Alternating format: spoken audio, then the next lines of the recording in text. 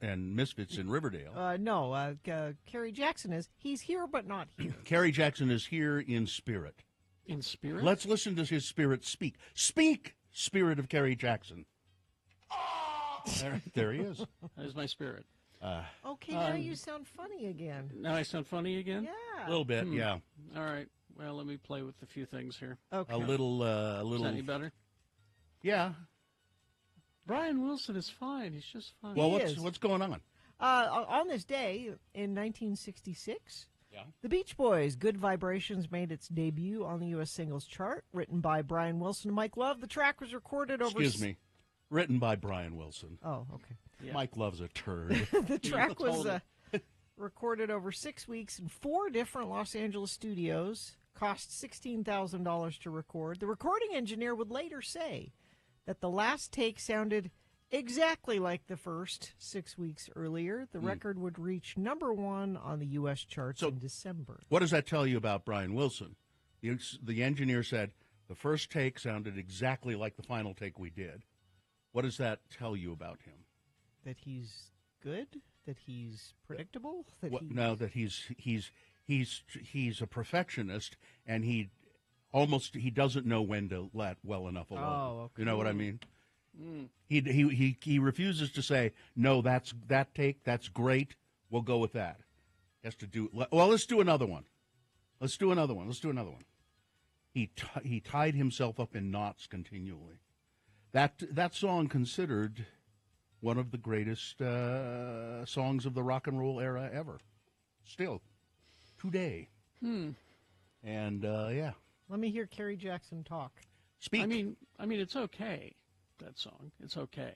I don't think it's the best Beach Boys song. What's the best it's not Beach my Boys it's not my favorite Beach Boys song, but I think it's also demeaning at Kerry to say that it's okay. It's okay. What's It's your very favorite, Kerry? All summer long. I really like. Let's see. Well, God Only Knows What I Be. Oh, that's a good one. God Only Knows is maybe is just a great song.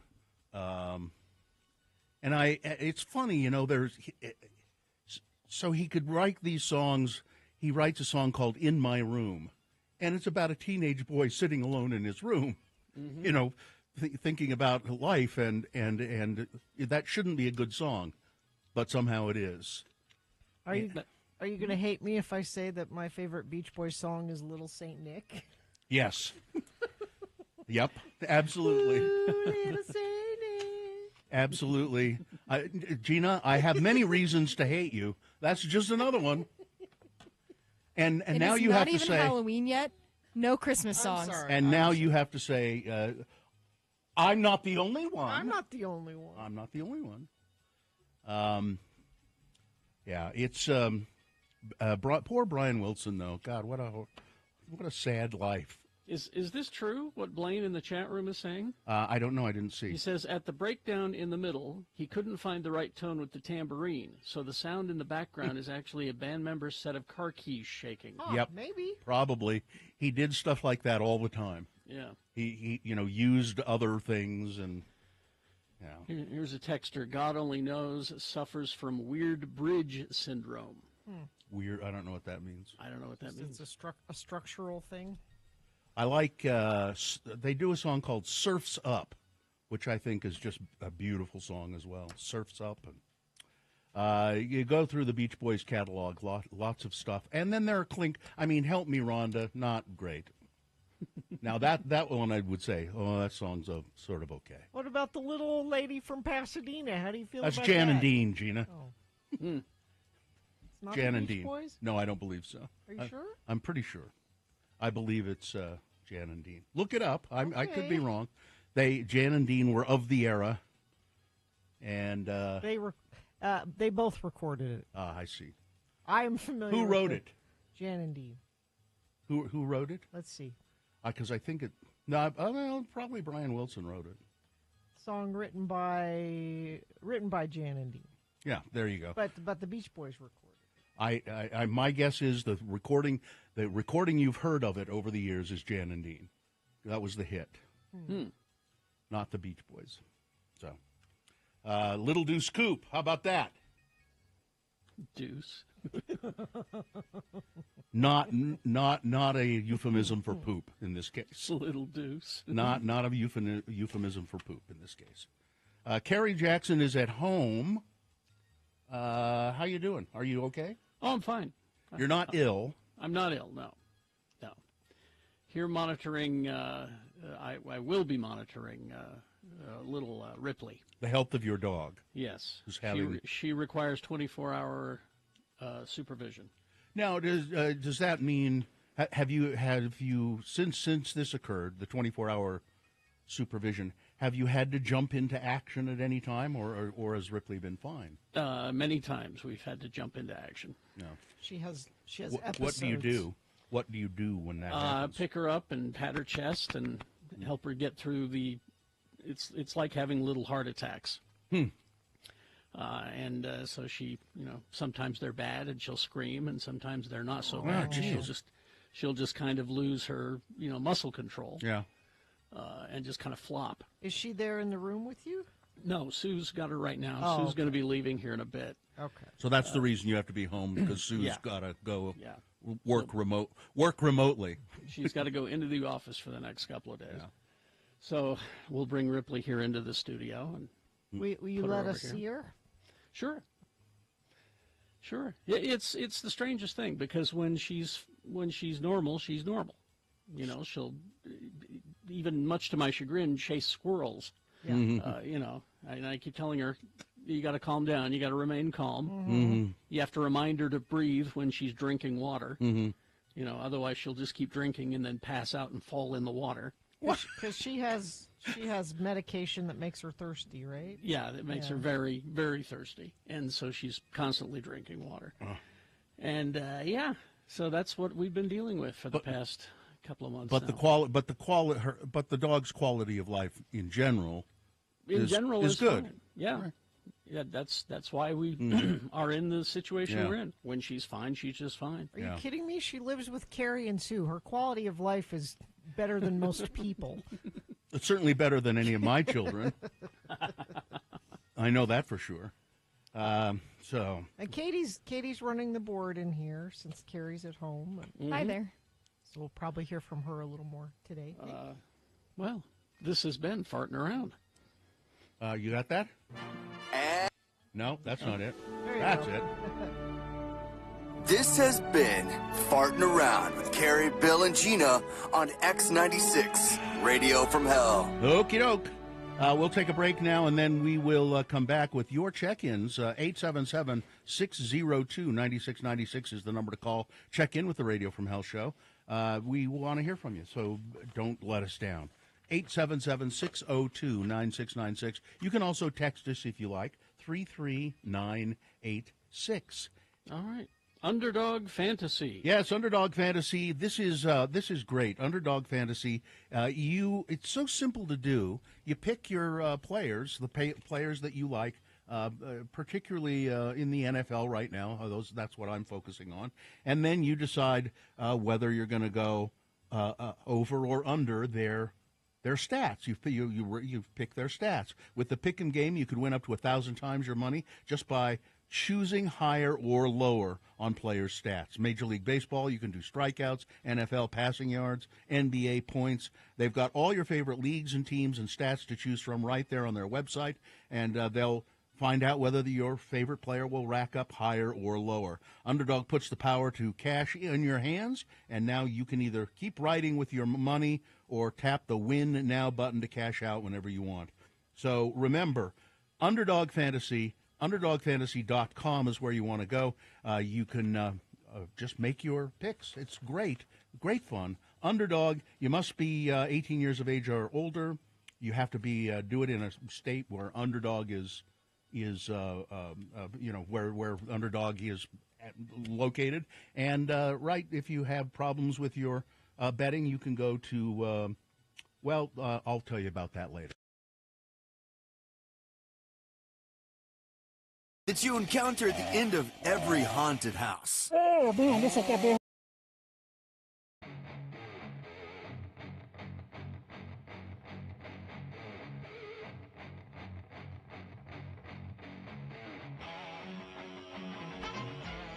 this isn't a game show for lowlife or love vigilantes. It's a game show for people who just like game shows. It's Beat Gina. I'm Johnny Owen. Hey, I bet you want to know who drank all the Kool-Aid. Yeah. Well, we have a confession. Oh, Malcolm Jamal Warner says he did. oh. That's right. Malcolm Jamal Warner drank it. But he says, I'm ready to make some more. Warner admits that he can't resist the great taste of Kool-Aid. He says, try any one of the 15 fruity flavors and you'll agree. Don't get caught with an empty pitcher. Make some Kool-Aid today and keep everyone in your house smiling. You'll say the same thing Malcolm Jamal Warner does. Kool-Aid, it's my kind of smile. Ah. And now, here's a man who's my kind of smile. Oh. Your host, Kerry Jackson. Thank you, Johnny Ola. You're welcome. All right. The randomizer has picked a contestant. Looks like you'll be playing against Devin. Are you there, Devin? Yes, I am. All right, Devin. We're going to toss a coin to see who goes first. It will give you an advantage if you call it correctly. Heads or tails, go. Let's go heads. All right. It is tails, Gina Oh, Barber. Devin, you're one step further away from winning these tickets to see Bleachers the 18th of May at the Great Saltaire. All right, Devin. Because you lost the coin toss, Gina goes first. She answers the question correctly. She gets the point. If not, I will allow you to answer the question correctly and steal the point away. We'll go back and forth till one of you has 3 points. Now, if she manages to beat you, what are you prepared to do in her name, Devin? Make a donation to the Road Home. All right, sounds good. Of course, you get the Bleachers tickets if you come from behind and win. First question for Gina. It's potpourri today, different subjects. Okay. Meryl Streep question, Okay. first of all. What skill did she learn very quickly, specifically for her role on Music of the Heart? She had to quickly learn a skill. Okay. The one, solving 2 Rubik's Cubes at the same time.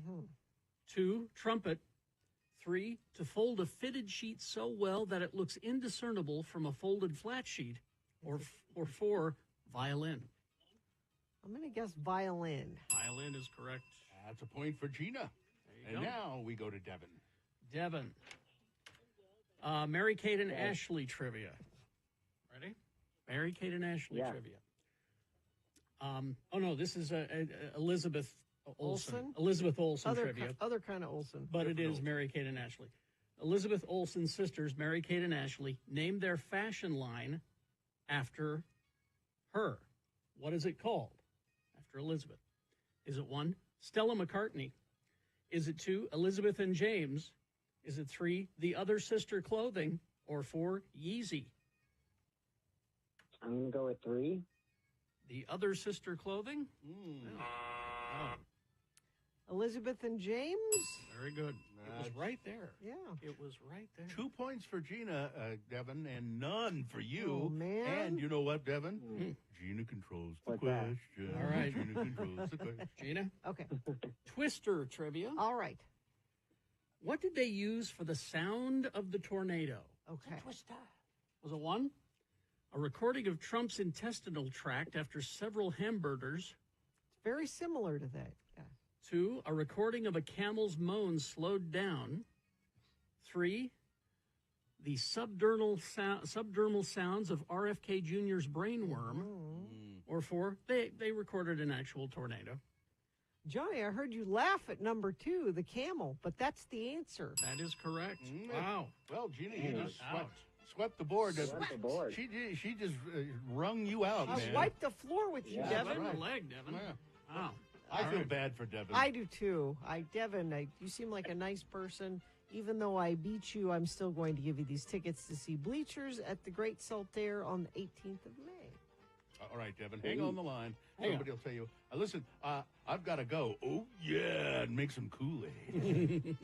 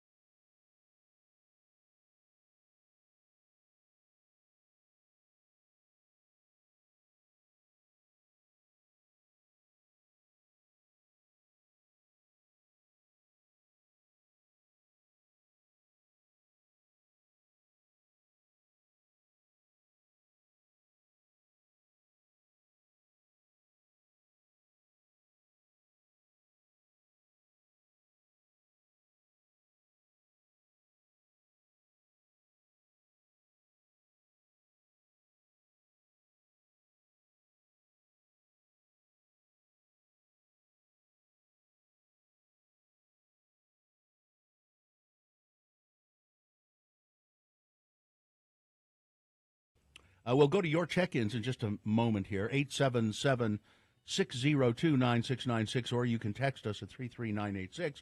But first, we must officially begin the Radio from Hell broadcast. Gina. The Tower of Terror is back at Salt Lake Film Society's Broadway Center Cinema, featuring your favorite horror movies every weekend now till November 2nd. Find tickets and the whole lineup at slfstix.org, and we have some tickets to give away coming up with Frank Christ Presents. The moon is 68.7% of full. It is on the wane. It is, there'll be a new moon on November 1st. Then we'll have a full moon November 15th. Today, the moon will set at 2:03 p.m., today being Tuesday. It's the 22nd day of October in the year of our Lord Jesus Christ, 2024. Ding. It's National Make a Dog's Day. Well, Carrie is. That's Yes, what he he's is, doing. indeed. Staying home, taking care of the dog, making the dog's day. It's Scar Appreciation Day. Why would you maybe just... Well, if you don't have any scars, you wouldn't know. Oh. Do you No, have I- any of scars? You course don't. I do, You do? Yeah. I mean, so it's you look at that scar and you go, I remember when I got that. I remember that hysterectomy. Scar Appreciation Day. That's exactly that one. That was the second hysterectomy, wasn't it? Yeah, Yes. they didn't get it all the first Yeah. time. First one didn't take. Have to get back in there and scrape some more out. Some leftover uterus in there. Hey, it's going bad too. We got to get rid of that. It's going bad. It's National Nut Day, and by that I mean the Peanut, kind of the nut walnut, the walnuts and hazelnut. hazelnuts and it's a Smart is Cool Day. So smart people they're not. Sometimes smart people have been portrayed as Not cool. not cool. Yeah, just nerds and awful and dirty but the Smart is Cool Day. And this is the Radio from Hell show, starring the Lords of Morning Radio. It's Kerry Jackson right there. Is he putting on his hat? I'm getting. Do I need to? You You're don't. on camera. You are on camera. I'm on the feed. Yeah. Yeah. Oh yeah. Okay. Well, then Yeah, we'll we do can it see right you. now. So Come on, I know what I'm doing now. Don't Yeah, do there an you are. Aaron Rodgers. Don't Yeah. pick your nose. It's I'm Bill Allred. Hey, hi. That's old uterus over there. Gina Barberi. Old uterus. Katie for short is our producer. She's running the board today and producing more than ever today. Let's see. We have Macy in the producers booth and Spencer. Spencer. Yeah, Spencer. Octavian. And Vaxeldan. And the dog is there as well. Always. And now we'll go to your check-ins at 877-602-9696. We have a whole bunch of people. And we'll go to Katie? We're going to start with Felix. Felix in South Salt Lake. Good morning. What's up with you, Felix? Hey, good morning, Bill. Hello. Hey, I heard on Marketplace that these hedge fund investors, since they're all going broke, they're investing in artist catalog. Yeah, Like that's a Bob big thing now. Dylan's Yeah. Mm-hmm. catalog sold for $1 billion or something. Yeah. Yeah. So we Yeah. we ought to sell our catalog. I'm you not should. I'm not The kidding. Radio from Hell catalog Yeah, of shows. we've got a huge Yeah. archive of Not a bad idea. shows. We had to sell it. Yeah. Well, invest I- now in Utah Word of the Day. Yes, The Felix. returns will be threefold. So anyway, I learned that they can buy an artist catalog, but they can't use the actual artist's sound or visuals, but they can have the music and the lyrics. And so I was listening to country radio station, and I'm going, this song sounds just like David Bowie's Rebel Rebel. Okay. And it's a country western song. It's the music, but they changed the lyrics. Oh, I see what Have you're you saying noticed there. Have you noticed anything like that? No. I have not. No. No. I will listen for it now. Find Yeah, the song. I Find can't that. remember. Find the name of that song for us and call us back, Felix. Okay. Okay, I'll try. all right. I'll Thanks. call the country radio station. See if Yeah, they good know. good All luck right. with that. All right. See you later, Felix. Goodbye. Good luck calling a radio station and having someone answer the phone. Other than us. Hey, there's Other line than the 3. AI. Yeah. Mrs. Cement Dave is there. Hello, Mrs. Cement Dave. Hi. Morning. How are you guys doing? Good. Are you guys still making soap? Sure are. Well, I need some soap. That's all. Bill's filthy. I haven't bathed in weeks. You promise you're not just going to put it in your sock drawer? Yeah, I took it all out of my underwear drawer and sock drawer and stuff, and I used it up, and now I need some for my underwear drawer and to wash with. See, here's how you know that I've been using it, Mrs. Seaman, Dave, is that I want to stay away from the ones that you have that are dark colored because it's staining my soap dish. Oh. Yeah. Oh, I'm sorry. So I need to get the lighter colored ones. Or get a darker soap dish. Okay. Or get a black soap Oh, dish. yeah. So what's up, Mrs. Cement Dave? Oh, me and Cement Dave are just making breakfast for our kiddos, and we just wanted to say hi and good morning. Good morning. What are you making for breakfast? I think we're going to do toast, eggs, and bacon. That's a traditional. Lovely, absolutely Traditional lovely. breakfast. I'd like to come over for Yeah. breakfast, as a matter of fact, and leave here immediately. I can be in Far West in about half an hour. Tell Lily to have a Sounds good day great. at school. All right. Will do. See you. Hey, see you later. Quit yelling. That's see you later. Bye. And on line It's one. generational listening here of the It's radio. it's Dawn. Hi, Hi, Dawn. It's Dawn. Okay. Hi, Dawn. Hi. Sometimes you feel like a nut, sometimes you don't. Of course, I'd be calling in on National Nut Day. Mm-hmm. You are a nut. I do have a schedule, Bill, Yeah. but this is my last week of 4/9s. Next week, I'm going to be an Amazonian. Oh, Really? just in time for the holidays. Yeah. What? And my daughter works over there. Are you driving, or are you working in the warehouse, or what? Just in the warehouse, be sorting Well, stuff in envelopes, stuff like that. that's great, Dawn. I'm glad you finally have a purpose. People to life. were asking about Dawn's schedule, Yeah, so I'm that's glad right. you updated. Yeah, You, last week I tried to get in yesterday. You wouldn't let me in. What are you talking about? Do you have a pee bottle? No, I'll just have to hold it. I'll get me You'll in a have to closet hold it. here. He doesn't need that in the warehouse, Carrie. Is it? Are you sure? No, I think it was there too. They were Oh, having was a it? hard time with. They're not breaks. breaks as far as the Oh. Amazon workers go. Oh, I pretty didn't much know that. non-existent. I didn't know that. Report back to us, Oh, Dawn. my Let us God. know. Well, Don't tell me stuff like that. Well, I'll try. all right. Let us know. Thanks, Dawn. See you later. All right. God bless you all. Thank God Dawn has a schedule. We need to be apprised of it. All right.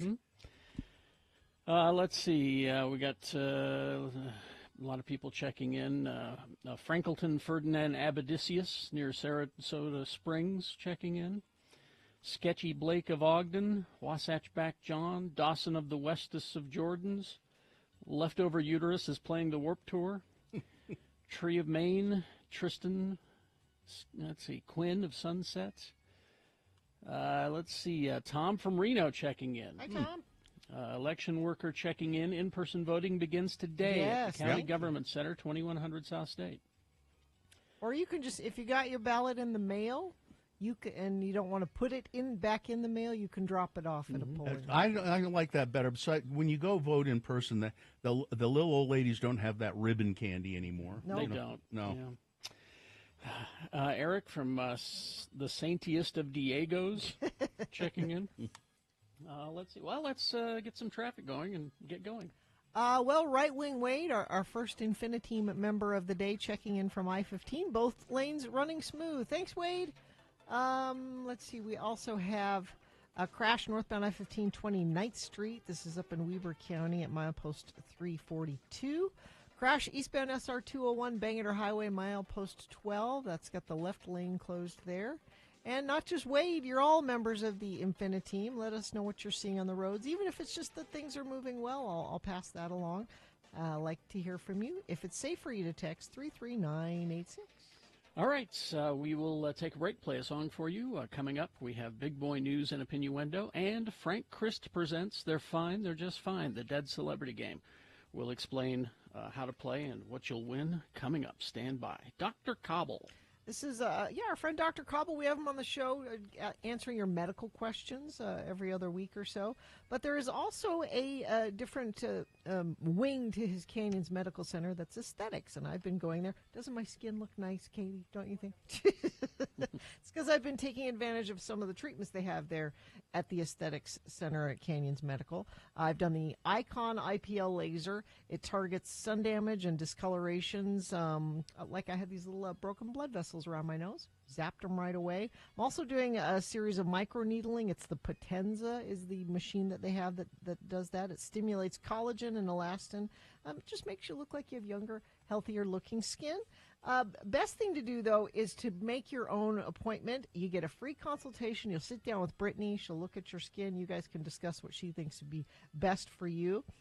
You can check them out online, of course, at canyonsmedicalcenter.com, or you can just call them and make your free consultation appointment. 801-666-6650. Your journey to younger-looking skin starts now.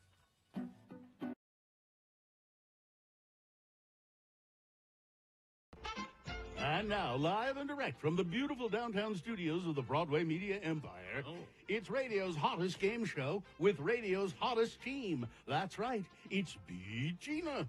I'm your announcer, Johnny Ola, and before we get to today's action, let me remind you that Mother's Day is just around the corner and down the block a ways. This year, give Mom a gift that she'll love to enhance her appearance. I'm referring, of course, to the ankle corset. Yes, now Mom can keep her ankles slender, yet enjoy all the style, comfort, and convenience of wearing low shoes. How nice. And you know, chic ankles are every woman's pride. Ankle corset means to the ankle what the corset means to the figure. It supports the arch, reduces, straightens, strengthens, and shapes ankles which have become enlarged or weakened. Tourists, hikers, and those whose ankles tire find they prevent and relieve aching, strained, swollen ankles. Made of high-grade natural color, corset material, and scientifically corset boned, no rubber is used. When ordering for Mom, state the size around the smallest part of the ankle.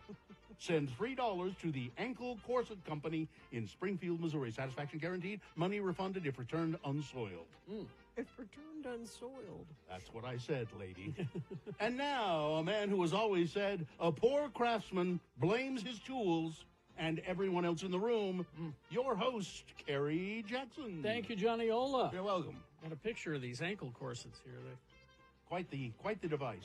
Yeah. Patent pending. It looks like torture. Anyway, let's begin. The randomizer has picked a contestant. You'll be going up against Josh if he's there. Josh, are you there? Yes, good morning. All right, Josh. We're going to toss a coin to see who goes first. It will give you an advantage. Heads or tails? Call it. Heads. All right. And it is heads. Gina Barberi. That means Josh goes first. He has positioned himself to possibly win these tickets. Yes. To Imagine Dragons. Yes. But if Gina manages to claw her way from behind Josh and beat you, what are you prepared to do in her name? I'll donate $50 to the Roadhouse. Very nice. Nice thing All to right, do. Josh. Okay, these are multiple choice pop culture trivia. We'll give you the first question here. This is potpourri, different subjects all over the place. First question, Josh, Nick Nolte trivia. Okay. Ranked number one of VH1's 40 most shocking celebrity mugshots. Yes, it is. What was 41? There's that many more that are worse? no ranked number one of 40? number one. Number one of 40. What was Nolte wearing in his mugshot? Was it one, a T-shirt that said "I commit tax fraud" on it? 2, a T-shirt that said "Free hugs" on it? 3, a Hawaiian shirt and a bedhead? Or 4, a shirt that says "I'm not Gary Busey"? I think number 3. Number 3 is correct. Yes. Number one for you, Josh. Now we go to Gina. All right, let's see. Gina, Yes. Star Trek The Next Generation trivia. Okay. Specifically, Mr. Data. Why did Brent Spiner hate his character's pet, the cat named Spot? Okay. Data had a cat. Why did Brent Spiner hate the cat? Is it 1, the cat was such a scene hog, always upstaging? Yeah. Is it 2, a guy named Spot killed his brother? Yeah. 3, he just didn't like cats? Or 4, the cat's diet made the cat gassy? Gassy cat. You like gassy cat? No. No, You tricked me with I gassy did. cat. That goes to Josh for the Josh? steal. I'll say number 3. He just didn't like cats. Yeah. Plain and That's simple. 2 points for Josh. Josh controls the Not question. fairy tricked You me with could- a gassy cat. You could wrap it up at this point, Josh. All right, Josh, Please do. here we go. Let's go to Sean Penn trivia. Sean Penn credits who as the best actor with whom he's worked with? Is it 1, Malcolm McDowell? Is it 2, Stan Lee? Is it 3, Jack Nicholson? Or 4, Wayne Knight? I have no idea on this one. I'm going to guess number 3 since it's done well for me so far. I don't. No, don't know. no, not Jack Nicholson. I don't remember what movie he was in with Malcolm McDowell, but That is it correct. Malcolm Malcolm McDowell. McDowell. It's a point for Gina. Gina, you're back in the game and you have a chance to tie it up because you control the question. Gina, Shirley MacLaine trivia. Okay. Who does Shirley celebrate with on their joint birthday together every year? Is it 1, Paul McCartney? Is it 2, Barbara Streisand? Is it 3, King Tut? Or 4, Grigory Rasputin? It's Barb. Barb is correct. It's 2-2. But Josh, you get the question now and you could win this. All right, Josh. Let's see. Andy Garcia trivia. Andy was born with what kind of abnormality? Is it 1, he was born as a conjoined twin, which was no bigger than a tennis ball and was surgically removed? Is it 2, he was born without a tongue? 3, the ability to realize and understand an event after it has happened? Or 4, born with only 3 fingers on his left hand, and you never see his left hand in films. He holds a clipboard or stuff like that. I'll go with 4. Born with only 3? No, that's Radar. That's Radar O'Reilly. That's Gary Berghoff. Gina, So it's for the win. So I'm sorry. Tell me again. Is it 1, he was born as a conjoined twin, which is no bigger than a tennis ball, surgically removed? Okay. Is it 2, he was born without a tongue? 3, he was born with the ability to realize and understand an event after it has happened? Well, it's got to be 3, right? He was born with hindsight? No. What is it? No one is born with hindsight. Conjoined twin. Conjoined twin. He was not a conjoined twin. He was. What? Josh, Tennis A ball. tennis ball conjoined twin. Not God, an actual tennis ball. If you the look at size and of- if you look at him, he looks like a tennis where ball. was it? Where were they? Where I have questions. Well, then look it up. Where were they conjoined? Josh, it's your turn. Oh, I no, thought he it's won. No, it's 2-2. Okay, all right. Josh has to win. Jeez. All right, then. Okay. Let's. We need to finish this so I can start Googling pictures of. Is that what you're going to do? Yes. Of Andy Garcia's tennis balls. Yes. All right. This is my brother. On the DVD commentary for Twilight Eclipse, Robert Pattinson makes fun of Edward's tendency to appear out of nowhere by comparing him to who? Is it 1, Lou the Seidler from Seinfeld? 2, Jehovah's Witnesses at your door? 3, Batman? Or 4, Spock beaming down from the Enterprise? I'll say number 1. Lou the Seidler from Seinfeld? Yeah, go ahead and say that. No. Gina, you can win with this. Batman? Batman. Batman. All right. I'm sorry. I'm sorry, Josh. Sorry, Josh. Josh. That was from behind. And, yeah. Better luck next time. Josh, Awesome. I call shenanigans on this whole episode with the conjoined twin thing. So I'm throwing a flag. We're gonna go ahead and give you these tickets to Imagine Dragons. Anyway, they're coming to Utah First Credit Union Amphitheater on October 11th. It may not be true, but I'm Wow, only that's as good amazing. as what the internet tells me. I'm All going right. to go look. Love, set, and match. All right. All right. Hang on the Thank line. you so much. All right. We'll get those tickets. I've got to go. I've got to go ice my ankles. Ooh.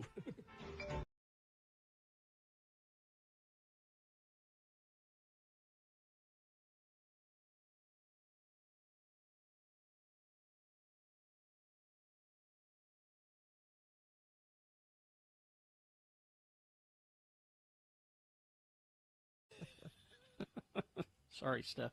Didn't give you a heads up. It's, let's see, 6:41 right now. We got Big Boy News and Opinioendo. But first, we're going to do news first, and then Frank Christ presents. Yes. They're fine. They're just fine. It's the Dead Celebrity Game. I'm going to give you a list of 4 celebrity names. 3 of those celebrities are just fine. One of them is dead. Pick the dead one correctly, and you will win. Tickets to the Tower of Terror at Salt Lake Film Society's Broadway Center Cinema. All right. So 877-602-9696 is the number to call to get those tickets to the haunted house, the scary movies at the Tower Theater. 877-602-9696 is the number to call to line up to play Frank Christ Presents. Right now, it's Big Boy News and Opinioendo, brought to you by. The leaves are falling, and so are the prices at Big O Tires. Stop in and save up to $120 on select sets of in-stock tires now during the Fall into Savings event. Big O Tires, the team you trust. Well, the plan for House of the Dragon Season 3 has not made its way to star Matt Smith yet.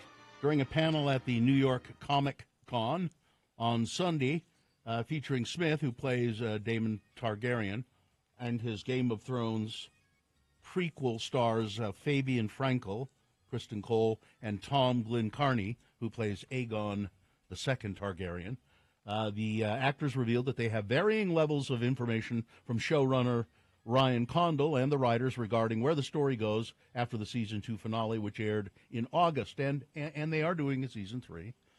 We don't know a lot about it. We haven't even gotten a letter from them yet, said Glenn Carney when moderator Josh Horowitz asked if any of them had seen a script for the upcoming 3rd season. The longer they take, the longer we don't have to read anything for a while. I've not heard hide nor hair. I hate memorizing things. Yep. I've not heard hide nor hair, Smith interjected. I don't know about you guys, but I've not heard a thing. Have you? He said, turning to Frankel. Well, I've heard some things that I couldn't possibly share here, Frankel said. I watched the 1st season of that show and then didn't care enough to watch the second season. Apparently it got better in the 2nd season. I'm not watching it either. But it did. It was okay. Yeah. The 1st season was okay. I agree. It was okay. But it picked up a little bit more in the first one. Yeah. So maybe I'll go back and watch it. That's a winter show. In our house we have winter shows. Yes, I know you have weird rules about everything. We pair the beverage we have with it. The setting's got to be just right. Yeah. Every show for me, it's any season, glass of bourbon and underwear. That's it. That's what I pair with. A new Utah law requiring armed guards in every public school, but without enough funds or personnel, schools are struggling to meet the mandate. House Bill 84, which was passed during this year's legislative session, requires every public school in the state to have armed security personnel on site during school hours. But the initial allocation, roughly $100 million, wasn't enough to make that happen. You know what's cheaper? Gun control. Members of the state's school security task force came to the conclusion last week after meeting to discuss how the new initiative was going. We have schools that, they want to do the right thing. They're in the process of doing the right thing, said Utah State Board of Education member Joseph Carey. The funding continues to be something that they struggle with. Carey said that the Utah State Board of Education plans to request another $100 million from lawmakers during next year's session, which would raise total allocations to over $200 million. The additional funding would help schools hire armed guards and comply with new minimum security standards outlined in the law. This is something that makes the legislature feel better, but does it really help? Because it seems like in several of these school shooting incidents, there was at least one, if not more than one, armed guard on campus when it happened. Yeah, the ones in Parkland, remember, there was an armed guard there who ran away. Now, here's my prediction, is that they did this knowing that it would fail, because they're idiots. No, they knew it would fail, and what they're going to propose next is, we can't pull this off with the armed guard thing, so the teachers are going to have to be packing. As if they don't have enough to do. And we'll pay for their training, that sort of thing. That's what they want to do, I think. It'll be interesting to see how they try to address all of that. I just don't. putting guns in school is not the solution. That's No. for sure. Now we go to the crime desk. There's this bizarre story. It really is turning into an odd story, Gina, about this Ms. Gledhill, and she murdered her husband. The body hasn't turned up yet. Allegedly. All of that stuff. Well, allegedly murder, but the body has not turned Not up. yet. So what's going on? A Cottonwood Heights mother charged with the killing of her husband wiped tears from her eyes. Oh, are you crying because you got caught? As the judge ordered her not to have any contact with her children, either in person or electronically. Jennifer Gledhill, 41, appeared virtually before 3rd District Judge Todd Olson for her initial court appearance. The order is temporary, and Olson assured Gledhill she could bring it up again in front of the judge assigned to her case. This is the woman that. What's the deal with the bruises all over her body? What's with that? Well, she said the bruises were from because she had to move the body. And that was difficult, and she was bruised during the moving of the body. She was having an affair, and she and her husband found out about it, and they had a fight about it. He went to bed. She shot him while he was sleeping. Allegedly. I'm sorry, allegedly. Dragged his body out of the house, and they have, if they know where he is, they're not saying. They don't know. She told the man she was having an affair with that she killed her husband and she buried him in a shallow grave not far from their home. They have been searching and they can't find it. She used his own handgun to shoot him, by the way. I find it odd that they can't find it. If she told them where it is, why can't... Well, maybe she didn't tell him where. Maybe she just said it's close by, but I'm not telling you where. And her parents helped her clean up the mess. That's nice. The house, they came patched, over with mops and buckets. And neighbors saw them do this. Mm-hmm. They patched a hole in the wall. They cleaned the carpet. Oh, nice. They bought a new mattress. Now that's parents. That's supportive parents. But yeah, we're still just saying she allegedly did this. So. With just 15 days to go until Election Day, both presidential candidates spent Monday drilling down their messages in decisive battleground states. Vice President Kamala Harris partnered with her top Republican surrogate, former Congresswoman Liz Cheney, for stops in Pennsylvania, Michigan, and Wisconsin. In each state, Harris and Cheney stressed the potential consequences of another Trump presidency. In many, many, many ways, Donald Trump is an unserious man, but the consequences of him being president of the United States are brutally serious, said Kamala Harris. Cheney predicted some registered Republicans, like her, will vote for Harris. I predict she's going to be in the cabinet somewhere. Donald Trump returned to North Carolina Monday and spoke to community members rebuilding after Hurricane Helene. When I'm president, I'll stand with you until the communities are fully rebuilt. Every single inch of every property will be fully rebuilt, greater and more beautiful than it was before.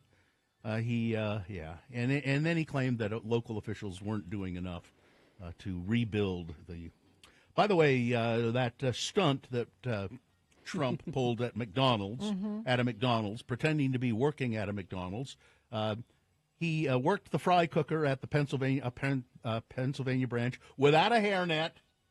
Gross. Without gloves. He probably didn't wash his hands. McDonald workers have now given their verdict on the former president's performance and came away less than impressed. Trump has baselessly called his Democratic opponent's summer stint at a McDonald's a lie. So he decided to try his hand at the fast food chain himself, shutting down a Bucks County restaurant to do so.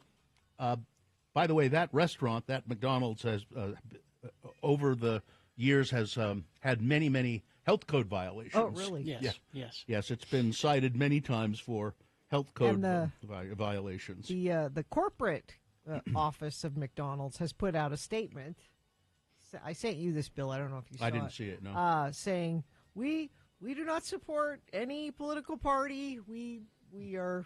They said we're not red or blue or golden was what their statement was. I'm sure they're not. I'm sure they're none too happy that their name's associated. You've heard the phrase shrinkflation. Mm-hmm. Well, PepsiCo has taken note of this after consumers publicly criticized PepsiCo for the practice, marked by brand downsizing their products.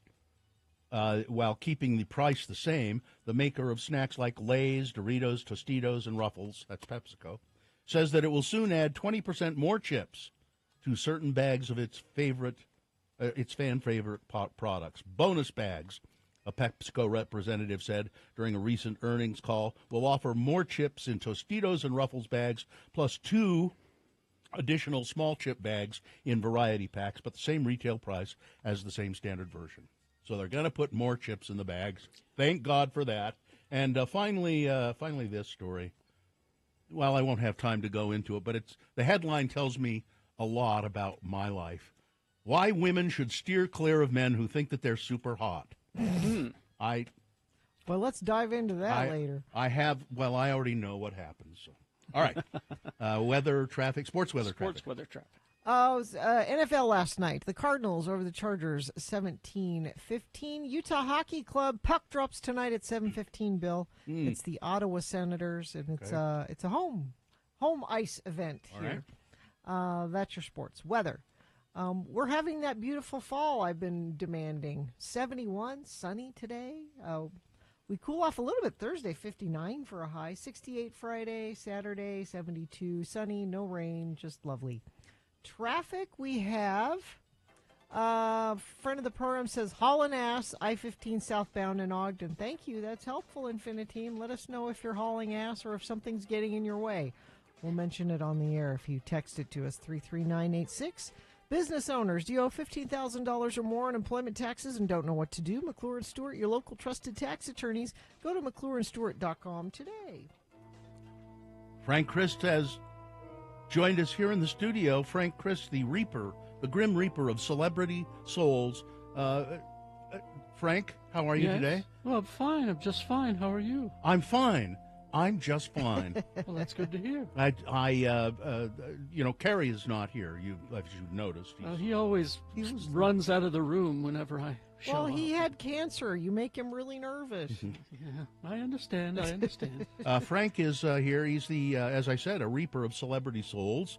He doesn't like to do that. He doesn't because he loves the celebrities. I love our precious celebrities. Everything they say and do is right. But Frank has to go and collect a celebrity soul. When he doesn't kill them, when they die of natural causes or when they die of overdoses or falling off of balconies, Frank is called in to transport the celebrity soul to the distribution center, and then you don't know where they go from there. Where it goes from there, that's not my job. I don't...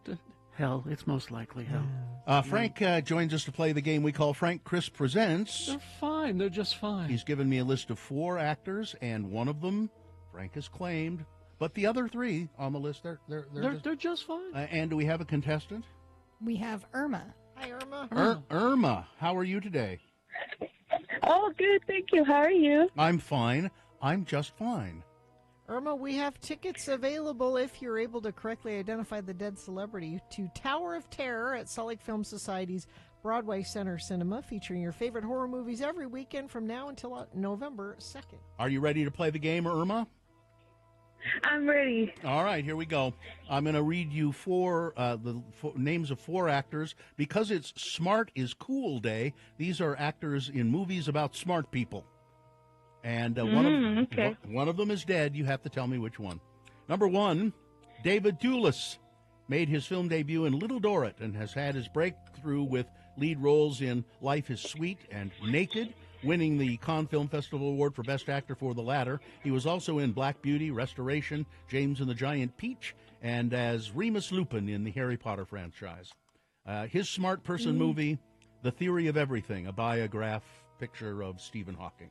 Number 1, David Thewlis. Number 2, Chris Cooper. He appeared in several major Hollywood films, including A Time to Kill, October Sky, American Beauty, The Bourne Identity, Seabiscuit, Capote, and Syriana. His smart person movie, October Sky, about rocket science. Number 2, Chris Cooper. Number 3, Dougray Scott. He has appeared in the films Ever After, Mission Impossible 2, Ripley's Game, Hitman, and My Week with Marilyn. He won an International Emmy Award for Best Actor and a BAFTA for his performance in the Scottish crime drama series Crime. His smart person movie, Enigma, about code breakers in World War II. And finally on this list, Dom DeLuise. He was probably best known as the regular in Mel Brooks films. He appeared in Blazing Saddles, Silent Movie, History of the World Part 1, Spaceballs, and Robin Hood, Men in Tights. Mel Brooks' wife, Anne Bancroft, directed Dom DeLuise in Fatso. His smart person movie, Baby Geniuses. It's about babies who are geniuses. Number 4, Dom DeLuise. Which one of those actors is dead, Irma? I think it's Don DeLuise. It is Dom DeLuise. Indeed, he died in I was gonna say 2009. a while ago. Yeah, at the age of 75. Congratulations. You're going to go to the Tower, or to the Broadway. Tower at the Broadway. Yeah, at the Broadway, and see some scary movies. How about that? Sounds great. Thank you so much. All right, hang on the line, Irma. Somebody will tell you how to get the tickets. Oh, well, that was lovely. Isn't Irma nice? She seemed very nice. Such a nice old-fashioned name. Yes. Well, I've got to go check on Christopher Lloyd. Oh, yeah, he's getting up there, Doc isn't he? Brown? Doc Brown's 86 today. Ooh. Oh, if he could turn back time. Oh, Frank, I see I'll what you're check on. doing there. Thank you. I'll check on Catherine Deneuve as well. She's 80 today. Oh, Catherine Deneuve, yes. Yes. All right. Goodbye, everybody. Goodbye. Goodbye, Frank. Off he goes. There he goes. What was that, Gina? I was trying to make the driving away Oh, sound. I thought you were having a stroke. No. Oh. Not today. Carrie's back now. Oh, yes. Hi, Carrie. I just waiting for that creep to leave. You don't really need to be afraid of him, Carrie. I do. Okay. All right. Well, let's take a break. We'll be back after these messages. Don't forget, Boner of the Day is coming up. Stand by for all of that. KXRK Provo. Yeah, traffic, we just yes. have a crash, Highway 201 eastbound at Bangor Highway. That's causing some slowdowns there. And Infiniteam, that's all you folks out there. What are you seeing on the roads? Please text us and let us know, 33986. And now, an important message from the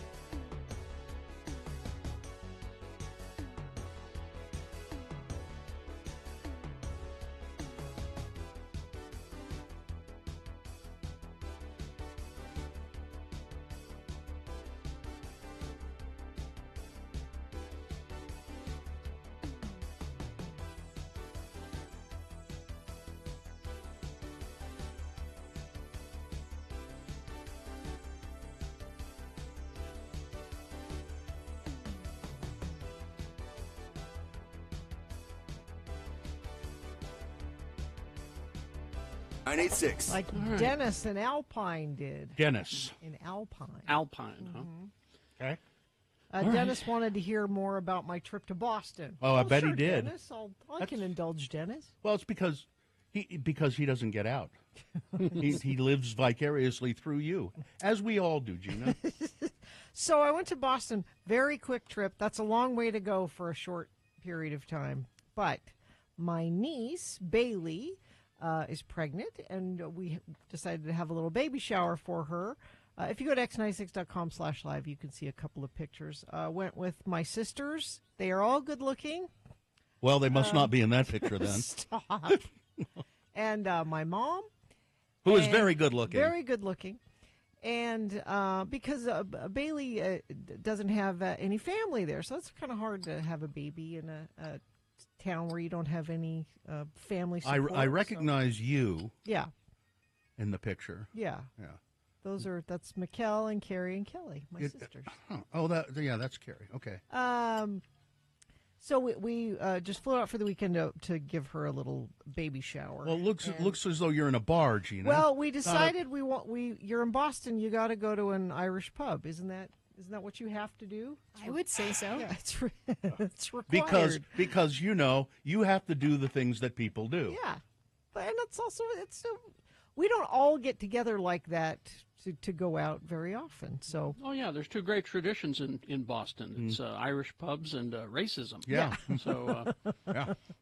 Boston is a beautiful city. It is. And we walked around during the day one day, just checking stuff out. And I don't know what people do for a living, because there is beautiful brownstone after beautiful brownstone. There's a picture of one of these x96.com/live where people live, and they pay thousands of dollars to have their front porch decorated for Halloween. They do not do it themselves. How do you know? There was an article about it. That there is a front porch decorator. I am in the wrong job. Yeah. I am in the wrong business. There is a front porch decorator that will and the one I'm showing you now on the YouTube channel, that's a minor one. There were some very, very elaborate Halloween displays. I could totally do that. So you took a picture of a minor one, not an elaborate one. Why is that? Why did you take a picture of one of the crummy ones? It's not a crummy one. There's some really great ones. This is just kind of an okay one. So let's take a picture of that. It's the one I happened to take a picture of. Uh-huh. But so we walked around during the day, and Bailey and her husband, they both teach at a private boarding school, of which there are many. So do they make money hand over fist and live in a brownstone? No, they live in a one-bedroom apartment with 2 huskies. I'm not quite sure how they're going to do that with a baby. It's very expensive to live. You in strap the baby to one of the huskies. But it's like these schools are like $50,000 a year. This isn't college. That's like, and people wonder why we're not having children. Yeah, $50,000 a year. We ran into a couple of their students on the street. Were they smarter than the average person? Yes, they were, and they were a brother and sister. And I said, did both of them go to this? So that's like $100,000 their parents are paying. And Gina can do that math because she went to a private school too. But so we walked around during the day, and then we decided to do the bar thing, which I showed you. And so we walked around at night. Mm-hmm. And the only people we saw out were these ghost tours. So you'd have somebody like in a cloak with a lantern, and then 20 people behind. This is all about you, Katie. Are you sure? I want to do this so bad. Are you sure, or was this some sort of revolution that was fomented? Could have been. Yeah. Could have been. But not a lot of people out. And I was talking to my niece about it. And she was saying, well, you know how they call New York the city that never sleeps? Mm-hmm. They call Boston the city that sleeps. It's always sleepy. Like, people go to bed at a reasonable time. I'm like, I could live here.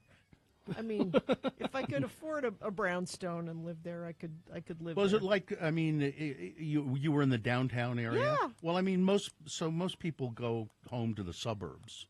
But we walked down this street called Acorn Street, which is a very famous street in Boston. It's famous because the people that lived on that street fought the city. They wanted to pave this cobblestone road, And the people that lived there said, no, we're going to buy this road from the city so we can leave it cobblestone. Wow.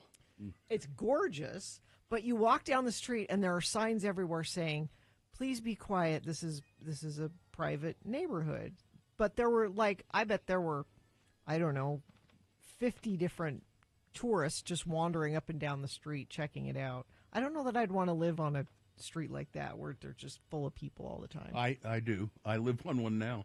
But it doesn't have charming cobblestone. No. Well, yeah, actually, it does. It has.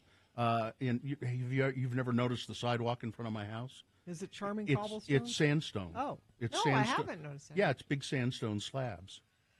We went on a duck tour.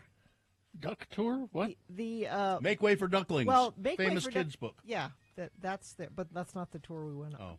Oh. Have you seen those tours where they're a boat, Swan boats that drives around on land, and then Yeah. you drive it straight into the water, Yeah. and then it floats? They're old, military. It's really fortunate that they float when you drive them onto the water. But I mean that they, because if they sunk, it would just be. they transition immediately Yeah. into a boat. Yes, they're amphibious. Yeah. And you have the super chatty tour guide, like the overly jokey tour guide. I just wanted kind of a straight ahead. What did they? I mean, where did you? What water did you go on? The Charles River. Ah. And also the weekend while we were there, they were having the annual regatta, which is a crew, the rowing competition. People Yeah. come from all over the world. So there's a famous rock song about the Charles River. I think it's called "Dirty Water." Oh, yeah. Rolling Stones? No, I think it's a one-hit wonder. I can't think of the name. Dirty Water is the name of the song. I can't. The Standells. It's by a band called the Standells. And I was sharing a room with my mom and two of my sisters. And we woke up the next morning, and my sisters were like, Mom was talking in her sleep, and we were at a hotel by the airport, and there were airplanes going all night. And I said, ladies, earplugs. I don't go anywhere. I slept great. I'm in a room, you're in a tiny room with a bunch of people. I use earplugs for every Lost Lands and things like that. Boop. I said, I went to Yeah, bed. and you can buy, you can just buy the foam ones that are pretty cheap. Yeah. You can buy really good custom Yeah. earplugs that just. I don't have to buy them. Excision sends me ones for Lost Lands and some his really- stuff. I have a keychain of 12 pair now. Oh, really? Yeah. But I'm a little sad that I missed out because apparently my mom was talking in her sleep, and apparently she said, Jesus, take the wheel. Jesus, take the wheel. That doesn't sound like something Mary Claire would say. I don't understand why one of your sisters did not get that on recording. Yeah. Well, you don't know. You don't. Missed so opportunity. after- yeah. So with my earplugs, I missed Jesus, take the wheel. Well, boy, to have that recording and then use that as like your text tone from her. There's my mom. Jesus takes the wheel. Oh, that's Mom. I spent a week in Boston once doing a trade show. Being one of the guys that stands at a booth. And talks about a product at a electronics trade show. And I had such a great time there. Yeah. I was just by myself. Although they took me to a Boston Red Sox game. Yeah. But other than that, I went to restaurants by myself and ate lots of seafood, and it was really nice. love that place. I wish I could live all these different lifetimes, because there would be a lifetime where I'd be like, oh, I rent a brownstone and live there for, I don't want to move there, but I would love the experience of living Well, there. you should do it then. I mean, maybe when my kids are all up and out, but I could just, I don't want to move there permanently, but I would just like to go. Gina, live there allow for a Jesus while. to take the wheel and go to Boston and live there for a Just week. Airbnb one for a month, and you'll be good. I totally want to do that. I mean, when I spent a week there, that was good enough. You enjoyed it, right? Yeah, Yeah. it was good enough. It was like living there for a while, and it was very nice. Jesus, take the wheel. I know. All right. And I just want to move to Boston to run one of those duck tours. Yeah. So that I can. we had Carrie. What you'd have to do with this guy? So See, I just want a tour. This is a guy who said, whenever I say the keyword, everybody has to quack, just like you're playing there. Yeah. I'm like, I don't want to.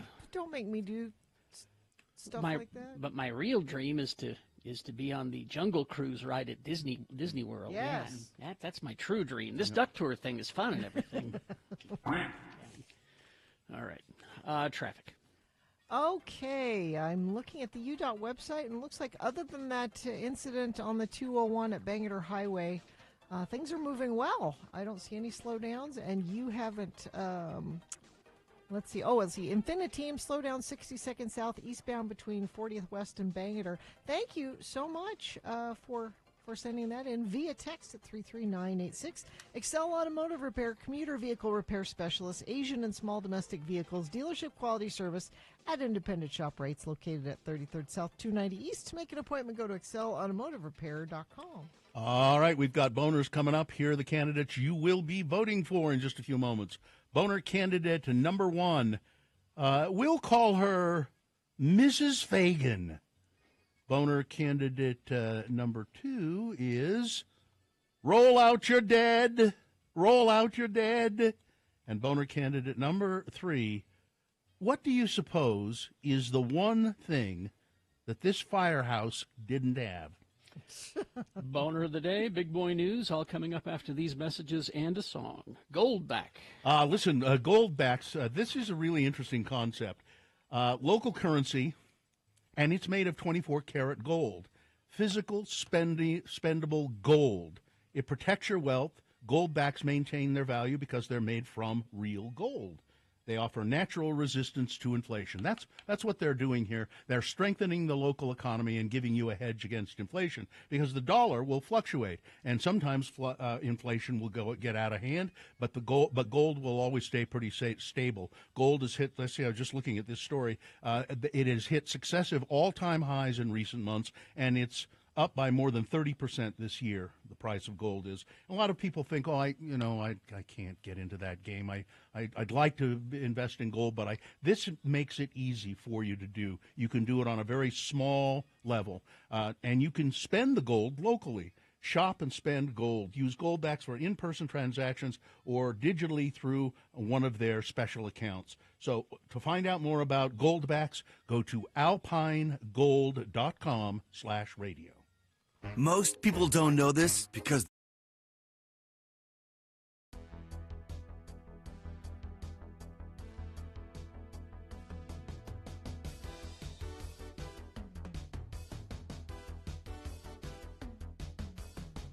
All right, here we go. So you like donuts, eh? Well, have all the donuts in the world. Just another day and just another edition of Gina. I'm baby-loving and fly-hating announcer Johnny O. Oh. Did you know that a fly in the milk may mean a baby in the grave? What? Oh, jeez. Flies are the Johnny. most dangerous insects known. They are born in filth. They live on filth. And they carry, say it with me, filth. Flies carry millions of death-dealing germs and leave them wherever they like. Flies are attracted by milk. A fly alighting on the mouth of a milk bottle or falling into the milk leaves a trail of diseased germs. Germs multiply with appalling rapidity in milk at room temperatures or temperatures of 50 degrees or above. Thermos keeps infant's milk cold. It clean. It keeps it protected, germ and fly proof. Bacteria cannot develop in cold, pure milk. Ask your doctor. Thermos is sealed so that flies cannot get near its contents. It cannot collect germs and dust from the air. Thermos keeps liquids ice cold for 3 days or steaming hot for 24 hours. Thermos on sale at the best stores. There's only one genuine Thermos. If your dealer will not sell you products plainly stamped Thermos on the bottom of each article, Thermos will ship you one express prepaid upon receipt of price. Write for your Thermos catalog today. American Thermos Bottle Company, Thermos Building, New York. And now, here he is, with a song in his heart and a $5 bill hidden in his shoe just in case. Wow. Your host, Kerry Jackson. All that just for Thermos, huh? What do you mean? And for the protection of infants everywhere from the filth of flies. Kind of got really dark there. Yeah. All right, the randomizer has picked a contestant. Amanda, are you there? I am. Hi, All right. good morning. Thank you, Amanda. We're going to toss a coin to see who goes first. It will give you an advantage in the game. You call it heads or tails. Heads. All right. Let's see what we got. It is heads. That means that you go first, Amanda. Congratulations. You're one step closer to winning these tickets to catch the Barbie movie in concert July 18th at Utah First Credit Union Amphitheater. Experience the Barbie movie accompanied by an all-women sinfonietta, which I believe is a small symphony. So live music accompanying the movie. Ticket links and more details, and I believe the tickets go on sale today for this, by the way, at x96.com. All right. Amanda, the first question is for you. It's multiple choice. If you get it correct, you get the point. If not, I will allow Gina to answer the same question correctly and steal your point away. And we'll go back and forth till one of you gets 3 points. All right, because it's Monday, we have some leftover questions from last week. And since Gina saw Dune, she might have an advantage. We have some leftover Dune questions for you. All right, Amanda, first question for you. Linguistics expert David J. Peterson helped create the Fremen language for the movie. He is most well known for helping to create what other language? Is it 1, love? Is it 2, letting go? The language of love. Yes. Is it 3, Dothraki and Valerian from Game of Thrones? Or 4, Jawaese, or simply put Jawa from Star Wars? I'm going to go with 3. Game of Thrones? C. Correct. Yeah. Good. Very good, Amanda. Good guess. It's 1-0 now to Gina. Gina? The helmets of the Harkonnen soldiers were based on what? Okay. Is it 1, the heads of insects? Is it 2, Stegosaurus spines? Is it 3, chicken bucket? Or 4, the Devo Energy Dome? I wanted chicken bucket. The heads of insects. Heads of insects is correct. It's 1-1. Now to Amanda. Amanda. In Dune 1984, the David Lynch one, all the Harkonnen were depicted as red-haired. But in the current movie, they are all depicted as what? Is it 1, pencil neck geeks? Is it 2, black-haired? 3, bald? Or 4, maggots? 3, bald. Bald is correct. There you go. 2-1. Now Gina to tie. Paul Atreides and Dr. Yu have a hushed conversation in a mysterious language before Paul's meeting with the Reverend Mother Moyham. Doctor Who? Yes. What language are they speaking? Okay. Is it 1, Mandarin Chinese? Is it 2, American Sign Language? Is it 3, emoji? Or 4, Pig Latin? Is it Mandarin? No, it couldn't be. Is it Mandarin Chinese? All right. Really? Okay. She tries to. I suss it, Johnny. I'm sussing. What you're doing is watching Carrie's face. That's right. And he gave it away. Did I? Yes. I just because the other ones were not Okay. a thing. So. That was Doctor Who? All right. You won't play then, I guess. No, I won't. No. I want to end this so that we can get to some news. Well, I was just trying to add something entertaining. We're running late. All right, let's go. We're out of Dune questions, so we'll go to Mr. Rogers trivia. All right, Amanda? And it's 2-2. All right. Mr. Rogers always explained to the audience what he was doing when he fed his fish. Why did he do this? Is it 1, because kids are stupid, like drunk little adults? Is it 2, it was a response to a piece of mail from a blind girl who wanted to know when it happened on each episode? 3, he felt the show should be like a comic book with narration throughout? Or 4, he was hoping to get big money sponsorships from the Tetra Fish Food Company? 2, it was a little blind. And you win the game, Amanda. Yes. Nicely done. You've got these tickets to see the Barbie movie in concert July 18th at Utah First Credit Union Amphitheater. Thank you, Amanda. Hang on the line. Hang on. Listen, I'm out of here. I got flies to kill. All right.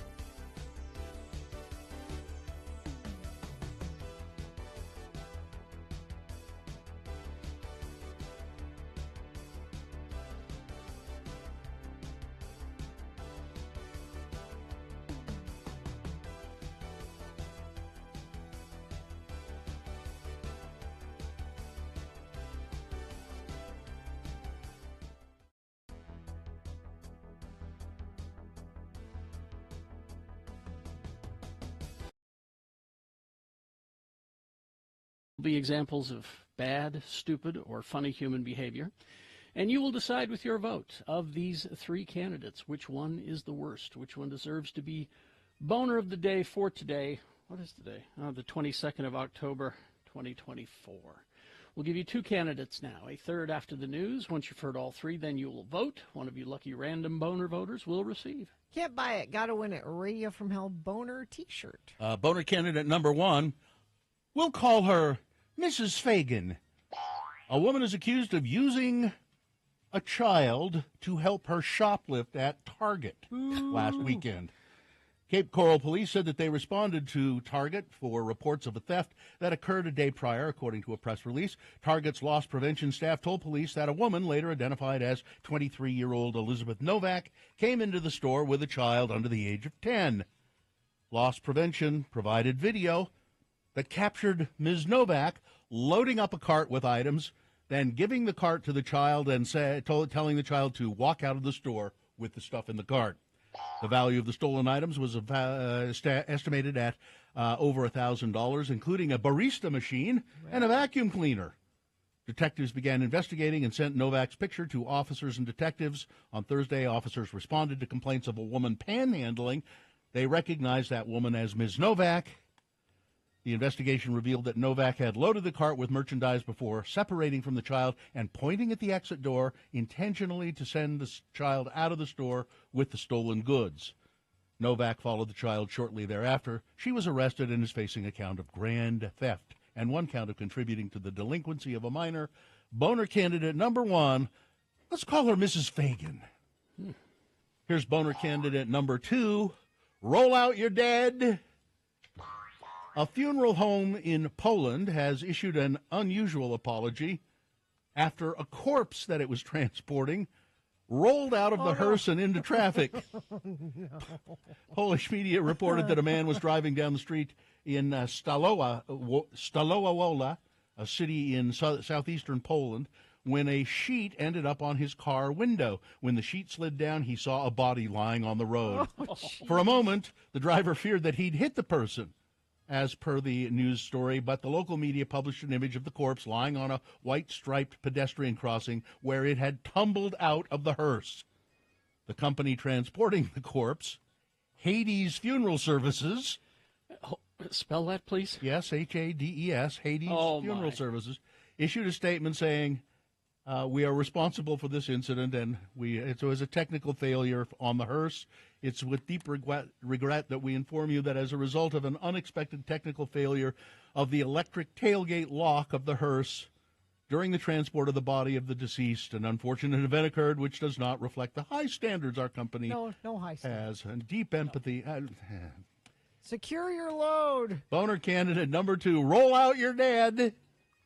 Coming up in a moment, boner candidate number three, what is the one thing that a firehouse should have that this one did not have? Boner candidate number three coming up after this. Big Boy News and Opinioendo, brought to you by The Stateroom presents Making Live Music Memories. Halloween is in the air. Celebrate and experience The Poor perform their funky Halloween show this Saturday, October 26th at the Stateroom. Get tickets at thestateroompresents.com. 7 new lawsuits have been filed against Sean Combs. Oh, man. Including one alleging the rape of a 13-year-old girl. Oh, man. They come as lawyers tried again Monday to get him freed on bail. Nope. And complained that a fresh wave of publicity is endangering his right to a fair criminal trial. In the lawsuits filed on Sunday in state and federal court, 4 men and 3 women anonymously alleged that they were sexually assaulted by Mr. Combs at parties over the last 20 years. Combs has pleaded not guilty to federal sex trafficking charges contained in an indictment unsealed the day after his September 16th arrest. Charges include allegations he coerced and silenced victims through blackmail and violence, including kidnapping, arson, and physical beatings.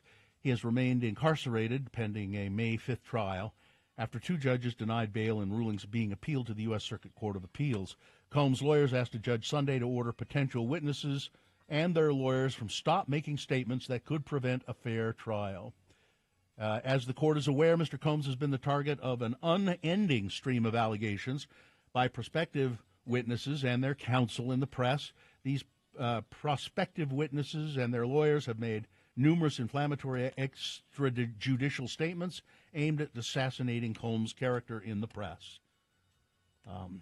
It is, I mean, they do have a point. It's going to be pretty difficult for him to get a fair trial. Well, in the world. Yeah.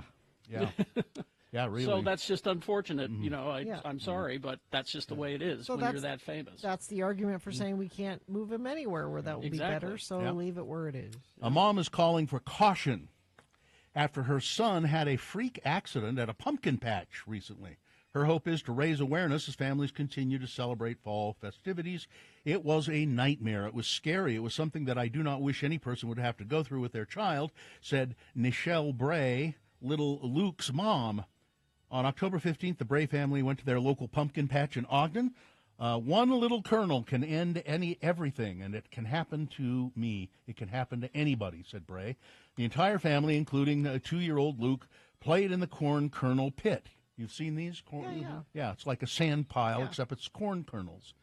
Bray mentioned how he was supervised the entire time. Luke fell into the corn, and then he rolled over. He had a bunch of corn in his mouth, and he started choking on it really bad. She shared that after he fell, they thought all the kernels were out of his system. 6 days later, Luke began choking again, like he was going to throw up. Yeah, like he was going to throw up. He started turning blue. They called 911, and Luke was taken to a medical facility for further testing and scans. There was a corn kernel stuck in his left lung. His left lung is about half the size of his right, so his lung was collapsing, they told us. You have to go to Primary Children's, and you have to go now. After surgery, Luke is okay and is recovering, but just be aware that that can happen. So tell your kids if they're playing in the corn kernel pit, keep their mouths shut while they're doing it, I guess. A loud boom shook houses and woke people in Eagle Mountain in the middle of the night. The boom turned out to be a massive firework, but residents described the experience as horrifying. Kimberly Andrews said she was getting ready for bed around midnight when, Kimberly, you should be in bed earlier than that, when all of a sudden I heard a noise and then a huge, huge explosion. The sound was horrific. As I listened to it, the sound of metal and something exploding. The next thing she knew, deputies with the Utah County Sheriff's Office were coming down the street. Sergeant Spencer Cannon with the Utah County Sheriff's Office said 911 calls came in reporting that a helicopter had crashed. That's what people thought. After an investigation reviewing security footage, first responders realized that the boom came from some illegal firework that somebody had built. What in the heck is somebody doing at midnight setting off what is clearly an illegal firework? Andrews said she's glad it wasn't as bad as it sounded. Thank heavens it was just a firework. The Utah County Sheriff's Office, they're looking for who may have done it, but they don't really have any suspects. 4 people aboard a helicopter were killed when it crashed into a radio tower in Houston and burst into flames, officials said. The helicopter went down just before 8 p.m. Sunday night in a neighborhood east of downtown after taking off from Ellington Field about 15 miles away, according to Mayor John Whitmer. Said at a news conference he didn't know what the flight's destination was. Officials said that no one on the ground was injured and no nearby homes were damaged, though some vehicles were. The crash sparked a fire that burned about 100 to 200 yards of grass. There are bits of radio towers scattered all over the place. It was a terrible accident scene. Again, 4 people, including a child, dead aboard that helicopter. Let's see, the Central Park Five. The group of men wrongly convicted as teenagers in a sensational... They weren't wrongfully convicted as teenagers. They were teenagers when they were wrongfully convicted. People just don't pay attention to how they write things, do they? In a sensational New York City rape case, they're reportedly suing former President Donald Trump for making false and defamatory statements about them during last month's presidential debate. The lawsuit claims that Trump intentionally acted with reckless disregard for the truth when he stated that the group pleaded guilty to raping and beating a woman as she jogged through Manhattan more than 30 years ago. The suit also accuses the former president of falsely claiming that the group killed a person in the attack. No one was killed in that attack, and these guys didn't do it.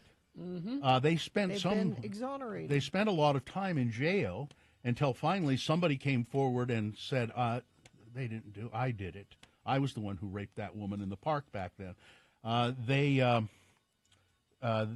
were, at the time, by the way, Donald Trump was in the press all over the place, as a prominent New Yorker, calling for their execution, their imprisonment, all of that. And now, during the presidential debate, he made comments about them again, and they said, "We're suing. Yeah. We're going to sue him. He's good. He's defaming our reputation. Not only did we spend a lot of time in prison, we don't need this kind of stuff." No, because people think when he says Yeah. things, it's true, and it's not. It's something everybody does, but a local audience got a little bit more than expected. Last week, a video was uploaded to TikTok showing an orca, a killer whale, defecating in one of the glass holding pools at the Orca Encounter presentation at SeaWorld in San Antonio. But just when you think that's all there is to see, the massive animal then loops back around and splashes the nearby audience with the water. He's Good letting you know job. how he You feels about being yeah. in there. You know he did it on purpose. You know the whale did it on Orca. purpose. Yes. The video captures the immediate moments of the aftermath, with children and adults alike questioning what just happened, some recoiling in disgust, others laughing at the absurdity of the situation. SeaWorld did not have a comment. We've told the story before. There's a hippo. There used to be a hippo up at the Salt Lake Zoo, up at the Hogle Zoo. And he delighted in doing this. Oh, yeah. He would turn his hind end toward the people looking at him. And I saw him do this one time. And then he would let loose this stream of poop. And it was very watery. And then he would start twirling his tail. And it would fling the poop out over the audience watching him, and he knew what he was doing. When I told the story on the air the first time, and then somebody from the zoo called, as I recall, and said, "Yep, He knows exactly. He what knows he's exactly what he's doing." They started warning people about it. But, all right, that's it. Weather, traffic. 53 right now. Beautiful fall day. 71 and sunny later today. 75 tomorrow. A little cooler Thursday. High of 59. Then we're back up into the 70s Friday and Saturday. No rain in sight, just lovely fall weather on tap for you. Traffic with a crash northbound I-15, 132nd south. That's milepost 290. It's off to the left shoulder. Good news is that's the only thing I'm seeing from UDOT, and I think it's the only thing I'm seeing from Infiniteam. That's you out there on the roads. What are you seeing? If it's safe for you to text and let us know, do that at 33986. Do you wish you had younger, healthier-looking skin? The Elite Aesthetics team at Canyons Medical Center can help make your wish a reality. Visit canyonsmedical.com. Go to the services menu for details. Here's boner candidate number 3. What do you suppose is the one thing that this multi-million-dollar state-of-the-art firehouse didn't have? A fire burned down a newly constructed state-of-the-art firehouse, costing tens of millions of dollars, because it was not equipped with fire alarms. The fire department in the German town of Stadelndorf was destroyed Wednesday, less than a year after it was built. The fire reportedly started in a vehicle and quickly spread to the whole building, with an estimated 170 firefighters, including members of the local volunteer fire brigade, battling the blaze. No injuries were reported, however. 10 fire engines were destroyed. It's a nightmare for a firefighter. No one wants to extinguish his own fire station, said Lars Schaefer, the district fire inspector, via German media, acknowledging that the cost of damage was estimated between 21 and $26 million. And why did the firehouse not have fire alarms in it? Why? They weren't required by code. So they just didn't put them in. Well, they're firefighters. They'll know if there's a fire. Boner candidate number 3.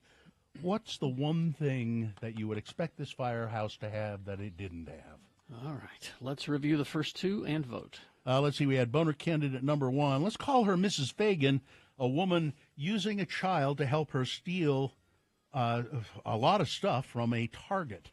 Boner candidate number 2, roll out your dad, a funeral home apologizing after a body rolls out of a hearse into traffic And boner candidate number 3, the fire alarmless fire station. All right. Time to vote for your boner. Remember your candidate number, the one that you think is the worst, the one that you think should win. 1, 2, or 3.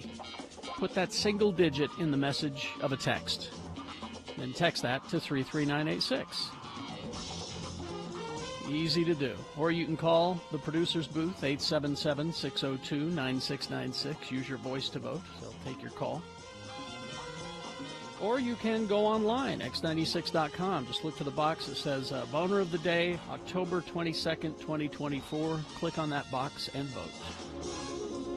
And if you don't see that box, refresh your internet browser. It'll appear. Click and vote. You have only until the end of these messages to get your vote in, so let's go. It's Boner of the Day. Vote. At Uline, they know going the extra mile takes hard work.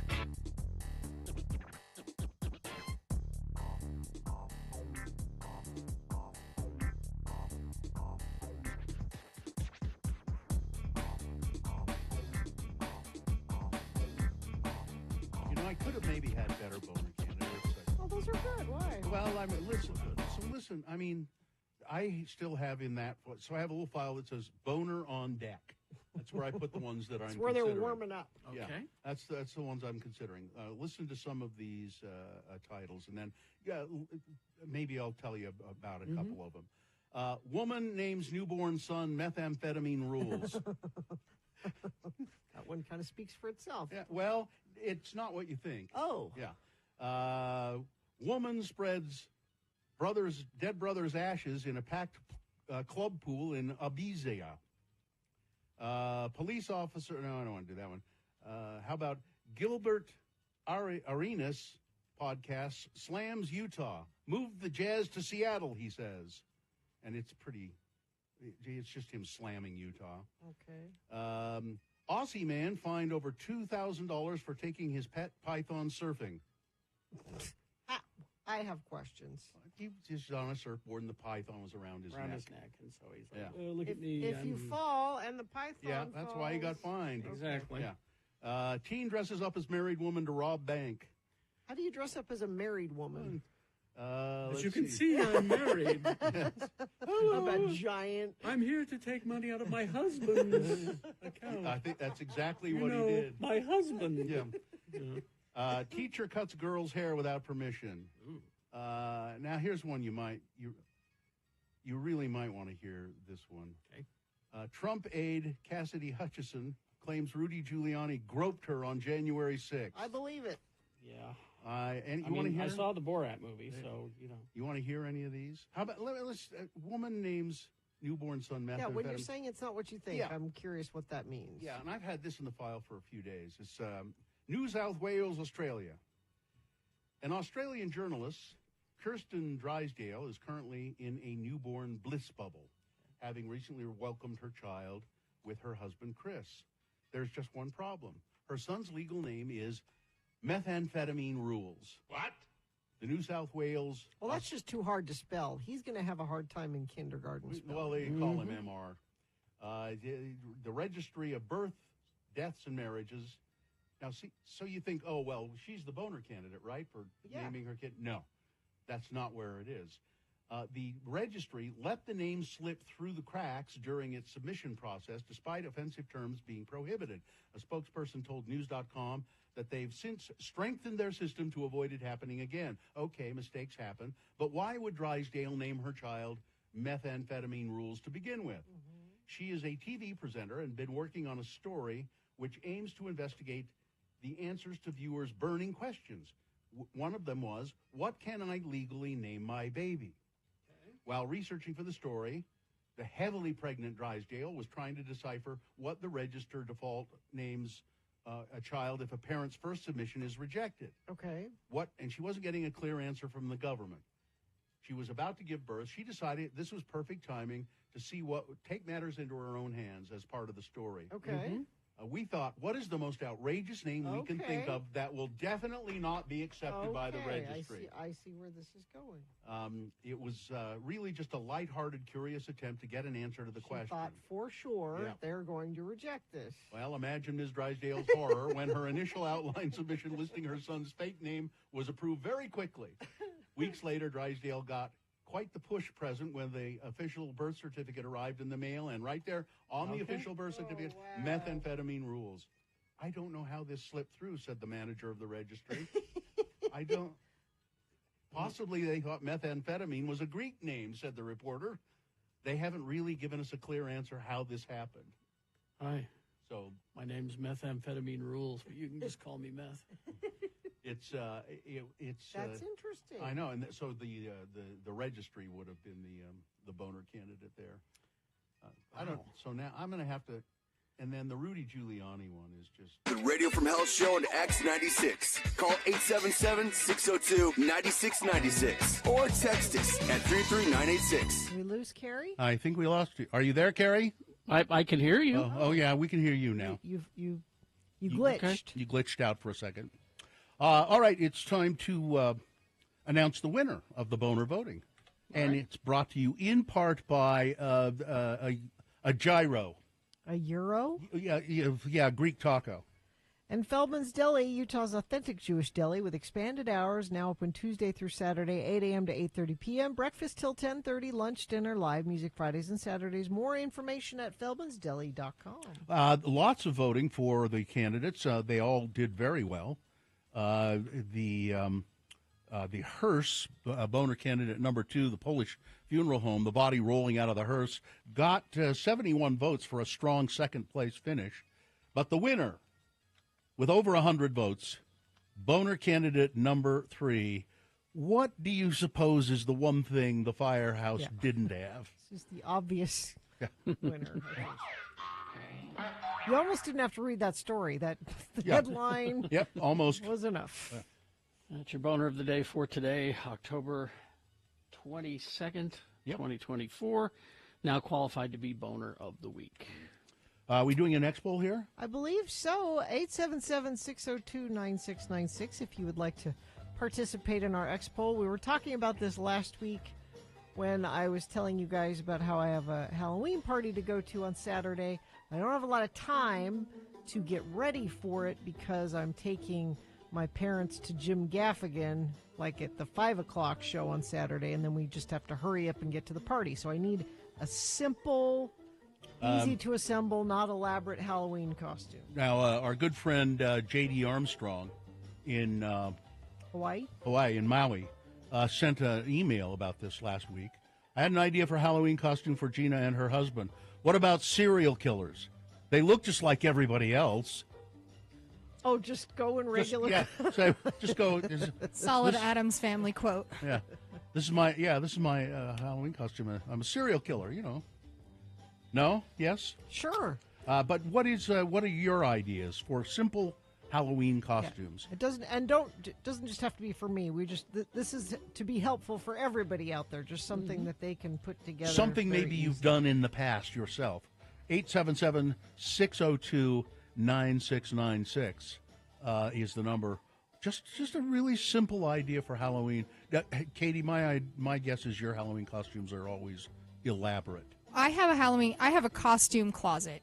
I've been in costumes majority of my life. So yes, I have an extensive amount, but also, I mean, just grab some Jeffrey Dahmer glasses, you know, those the old school ones. Very specific and then shape. put a flannel on and then just look menacing. And That's I think you could be Jeffrey Dahmer at least. Easy one. Yeah, my Halloween costume, I just don't do it anymore. I don't remember the last Halloween costume I did. I will be dressing up on Thursday, as always. Yeah, at work. Every time. Is that what Halloween is next? Next Thursday. Next Thursday. Yep.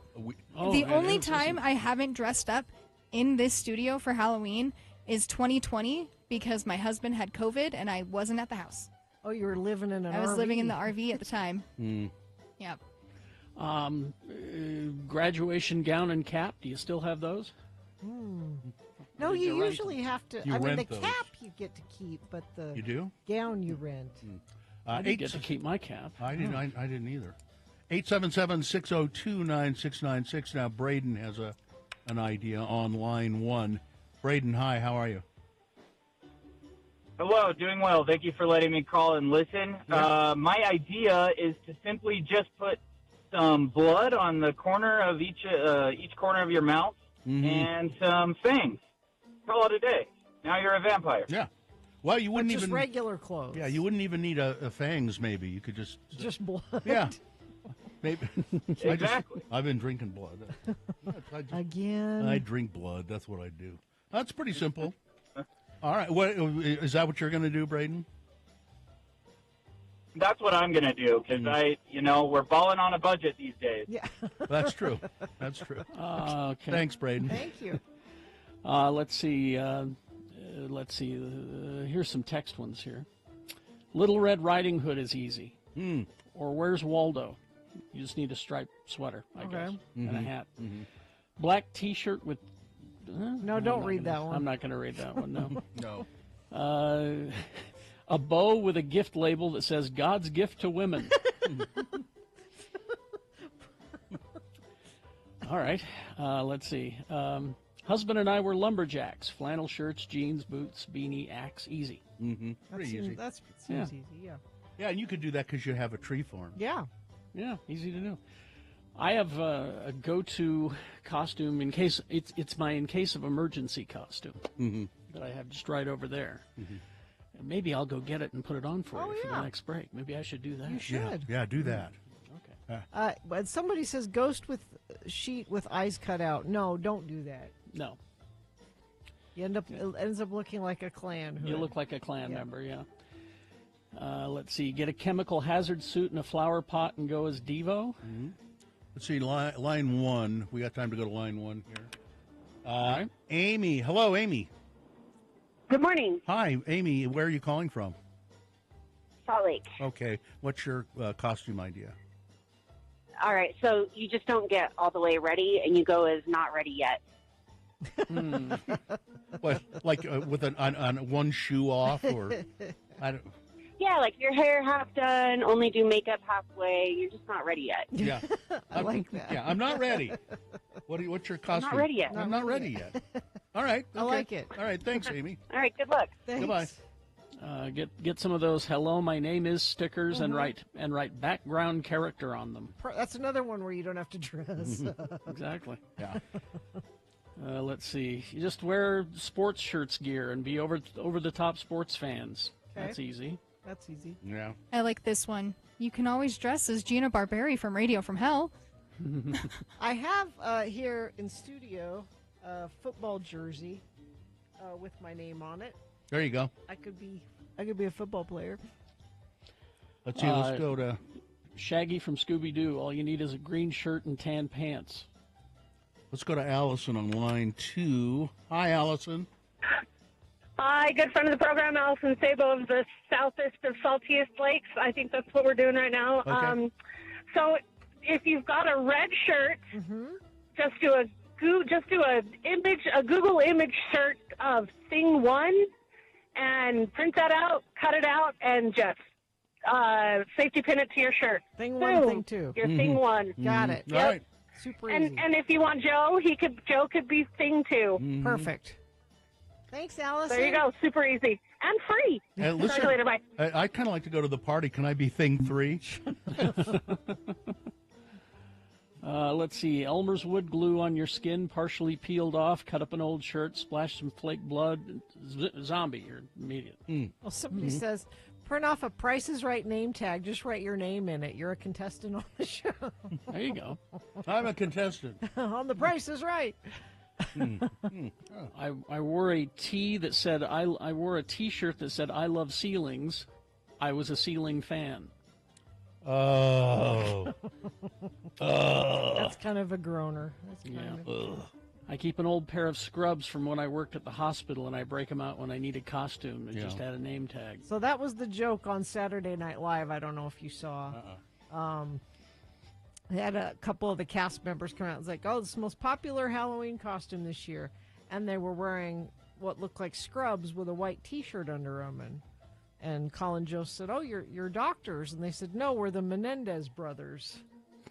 It's just scrubs with a white shirt under.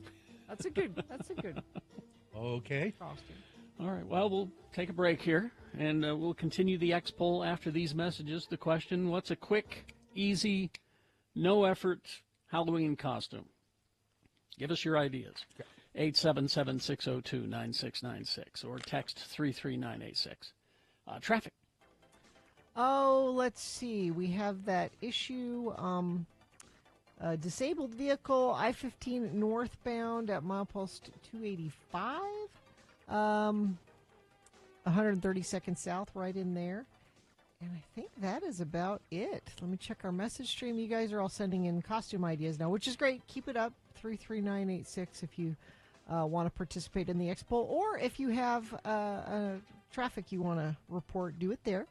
Excel Automotive Repair, commuter vehicle repair specialist, Asian and small domestic vehicles, dealership quality service at independent shop rates, 33rd South, 290 East. To make an appointment, go to excelautomotiverepair.com.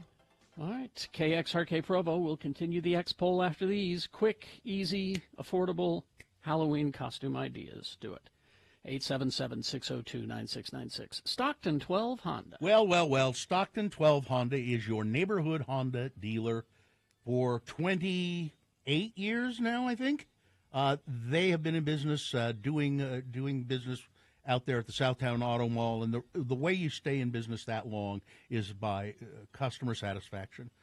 Whether new, certified, pre-owned, or used cars, you'll find the perfect one for you at Stockton 12 Honda. Stop into the dealership, or you can search their inventory online, stockton12honda.com. You want a sedan? Stop in, check out the Honda Accord or the Honda Civic. Both are available in hybrid models now, too, which is great. They have competitive pricing, and they'll give you top dollar for your trade-in at Stockton 12 Honda. How do you find them? Well, simple. You go down I-15, you take the 106 South exit, I believe it is, and then you slide into the Southtown Auto Mall, and there they are, right down there by the Costco, Stockton 12 Honda. Hi, I'm Todd Newcomb, urging you to listen.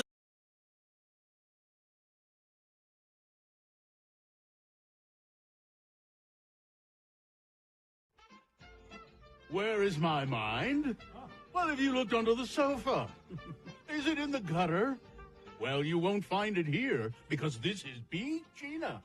I'm your announcer, Johnny Yola. You know, if you can talk, you can play the magic nose flute. Ooh. Sweet musical tones, easily played. The magic nose flute is a very novel style of musical instrument, different from almost any other. It's made entirely of metal, and with care, it should last a lifetime. There is nothing to wear out or get out of order. It's placed over your mouth and your nose, and it just takes a few minutes to learn how to play it. There is just a little knack that you can easily acquire. You can play a tune after just a little practice, and the tone is very musical and flute-like. It is capable of playing the most popular melody or the most elaborate operatic air, either as a solo or accompanied in a manner that might be enthusiastically applauded, even on a concert platform. Play hot tunes, swing music, imitate bird calls and warblings, very unusual effects obtained after a very little practice. This instrument is being offered almost half price than once asked. Just 15 cents today. Wow. Price post paid. Send today the Magic Nose Flute, number 3478 Broadway, New York, New York. And now, here he is, a man who can play the nose flute like nobody else. Wow. And he's your fine host and MC for Beat Gina, Terry Jackson. Thank you, Johnny Ola. You're welcome. Professional game show announcer. All right, the randomizer has chosen the contestant who will be playing against Gina. Looks like Jordan is who you're going up against today. Jordan, are you there? Yes, I'm here. All right, Jordan, we're going to toss a coin to see who goes first, giving you an advantage in the game if you call it correctly, heads or tails. Tails. All right, coin toss app says tails, Gina. All right, because you won the toss, that means that you get the first question to answer exclusively on your own. If you get it correct, you get the point. If not, I'll allow Gina to steal the point away by answering your question correctly. Now, if you beat Gina, you get those tickets, Jordan. But if she beats you, what are you prepared to do in her name? I will donate $50 to the Road Home. Very nice. All right. Now, because Christopher Reeves, celebration of his death day. Who's celebrating it? Well, not Commemorating. Commemorating. Commemorating. Thank you, Johnny. Thank you, Johnny Ola. Commemorating Christopher Reeve's death day. It's Superman trivia. Okay. It's not. It's just generic. It could be any iteration of Okay. Superman. So here we go. The first question is for Jordan. Jordan, what is Superman's Kryptonian name? What is Superman's Kryptonian name, Gina? This is Jordan's question. Stop it, Gina. Stop it. Okay, Jordan. Is it 1, K-Tel? Is it 2, Jor-El? Is it 3, Kal-El? Or 4, Moopsie? I believe it's Kal-El. Kal-El is correct. That's a point for Jordan. And now to the excitable Gina Barberi. Yes. Who was Superman's first supervillain he fought? First supervillain he fought. Okay. Was it 1, General Zod? Was it 2, Professor Little Old Man? Was it 3, Animal Vegetable Mineral Man? Or 4, the Ultra Humanites? I guess it's General Zod. Well, no. No, that would be No. in the movie, perhaps, but not in the. All right, Jordan, you get a chance to steal and maybe ice the game. Can I hear the other 3 options again? Number 2, Professor Little Old Man. 3, Animal Vegetable Mineral Man. Or 4, the Ultra Humanites. I'm gonna say 4. The Ultra Humanite is correct. Yes. In Action Comics number 13 from 1939. That's 2 points for Jordan, and Jordan controls the question. Jordan. This could be the game. Wow, Jordan, here we go. Superman, the movie. Oh, now you pivot to the Now movie. we pivot to the movie. Superman, the movie, was the second highest grossing film in the year 1978. Second highest. What was number 1? Which movie was the number 1 grossing film of 78? Is it 1, Grease? Is it 2, Attack of the Killer Tomatoes? Is it 3, Halloween? Or 4, The Bad News Bears Go to Japan? I'm gonna say Grease. Grease is correct. And you, Jordan, you win the game. I didn't even get a point. Wow. My goodness. That was very nicely Tell you what. done. Skunked. Tell you what, Gina. Yes. I have a ton of these leftover questions of Superman. Okay. We'll do them tomorrow and give me you a another chance, please. All right, so hang on, Thank you. Jordan, and we'll tell you how to get those tickets. So goodbye, Mary. Goodbye, Jane. Will we ever meet again? I've got to go. So long. All right, thank you.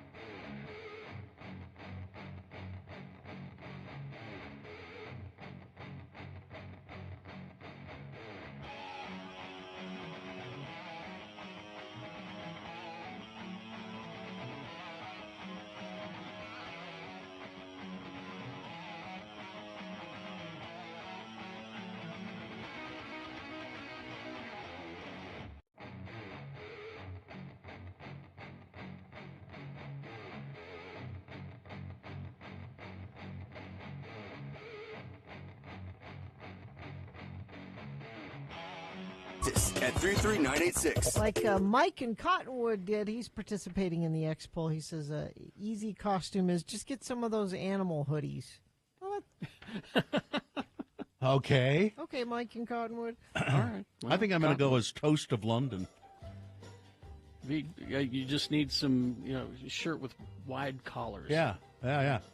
Oh, you didn't get your costume? Oh, you want me to show you real quick? 877-602-9696. That's the number. X-Pole is, just an idea for a quick and easy Halloween costume. It's something you can put together with stuff you have around the house and doesn't require a lot of effort. Now, I always have this costume handy just in case. Okay. And the first thing I do is I put this red hat band on it, on this hat. Oh, I know what you're going to do. But then... Yeah. I get this out. Yeah. This carries at home, by the way, and if you go to x96.com/live. There we go. Now, what? I know what this is. He's got a light blue sheet that he has cut eye holes out and drawn. He's Booberry. A smiley face. Red bow tie.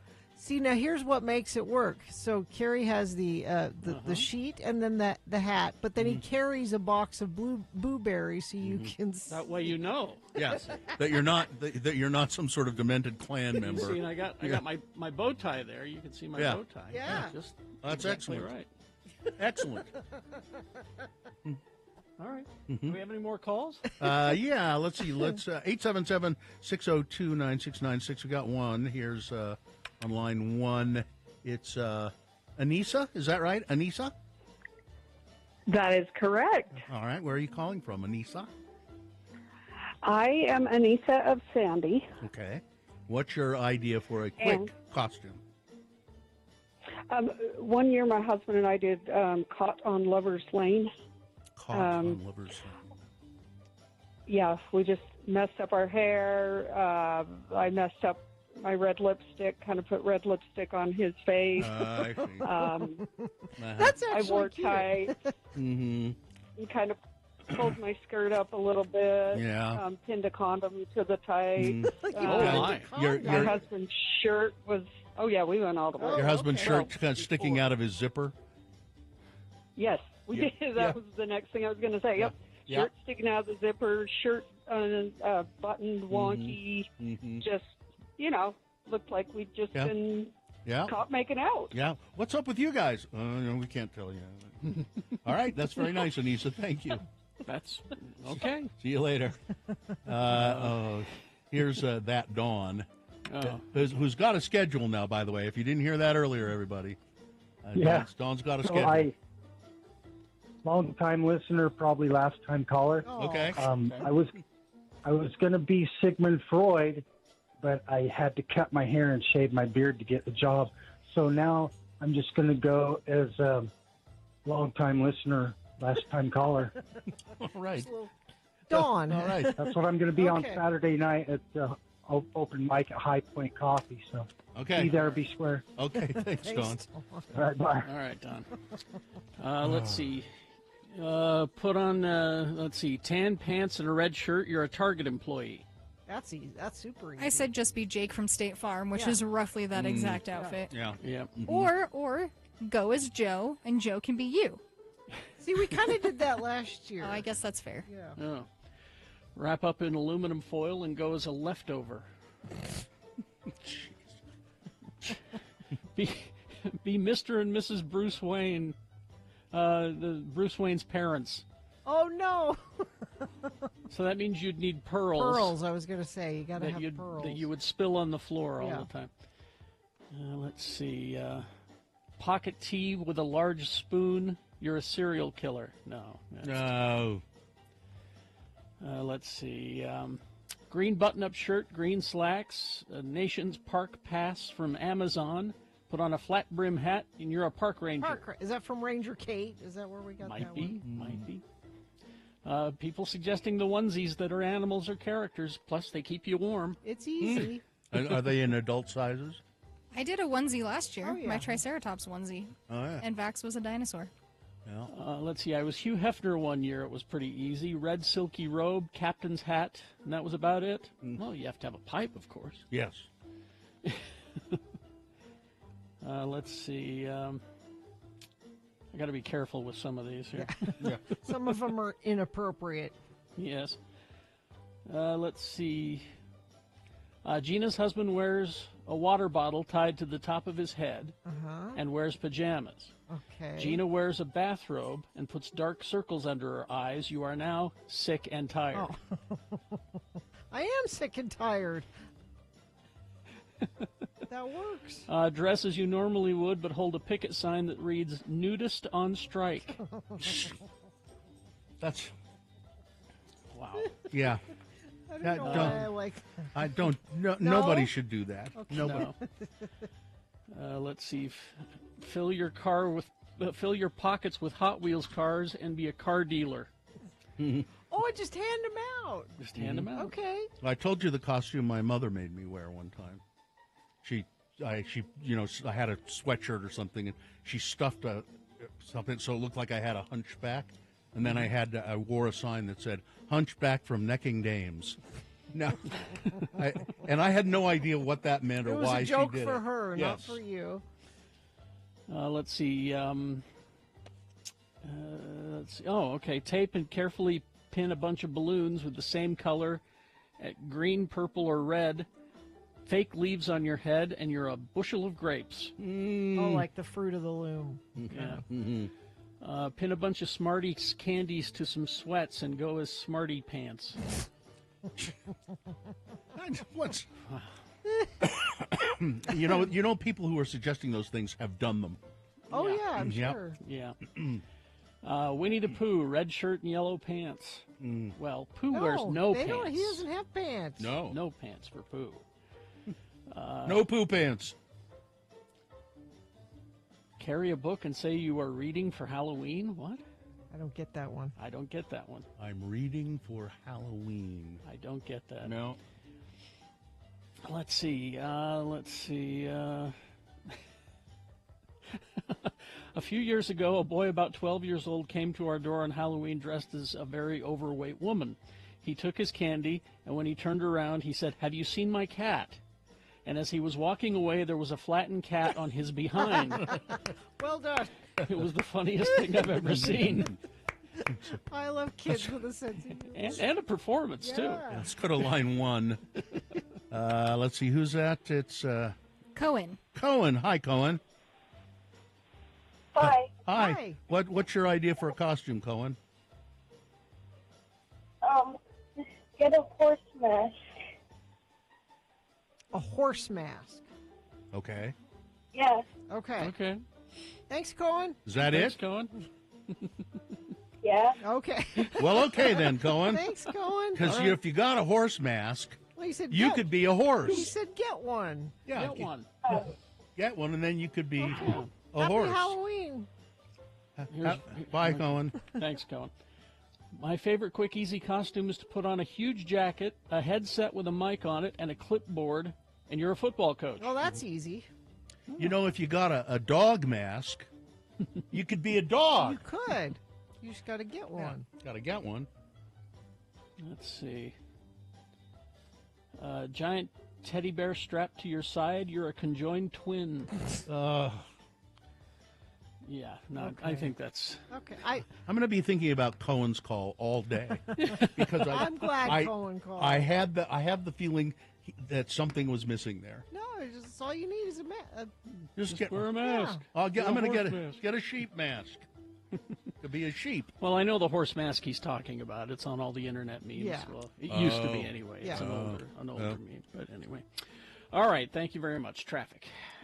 Oh, thank you very much. Northbound I-15, just before Point of the Mountain. I don't have an accident being reported there, but I just see the slowage on the UDOT cameras. So perhaps you're in the area and know what's going on, or you're in another area. Well, everybody's in some area. What area are you in? Whatever area you're in, text us and let us know what you're seeing. Name there. your area. 33986. Do you wish you had younger, healthier looking skin? The elite aesthetics team at Canyons Medical Center can help make your wish a reality. Visit canyonsmedical.com. Go to the services menu for details. All right. Speak Gina coming up after these messages. Easy to play, easy to win. What is the prize? Tickets to They Might Be Giants coming June Whoa. 10th to the Depot. This is a win it before you can buy it situation. Tickets go on sale on Friday. Wow, they might be Giants tickets. All you have to do is call in and play Beat Gina to get those tickets. 877-602-9696. We will play after some messages and a song. The sooner you line up to play, the better your chances of playing and winning. 877-602-9696. BigOTires.com. Big O Tires, the team you trust. Yes, indeed. Listen, I go to the one on 2nd East of South Temple. Terrific people at Big O Tires. They can take care of your car and make sure that you're ready for the winter. Yeah, not just tires. They'll do all kinds of stuff. Flat repairs, air checks, alignment checks. If your check engine light is on, you can take it there and they'll look at it. And, Big O Tires, they know that tires can be an unexpected expense. Well, they have credit, no credit needed financing. They have credit for any budget to make sure that your car is taken care of. They welcome walk-ins if you just need. I've done that when my tire light comes on. Even I usually go to the Big O on Highland Drive, but if I'm not close to that one, I've gone to other ones and I say, hey, can you fill up my tires real quick, and they'll do it. And you can make an appointment online too, which is excellent. So find the Big O Tire store near you. Go to BigOTires.com. They are the team you trust. In addition to digital high...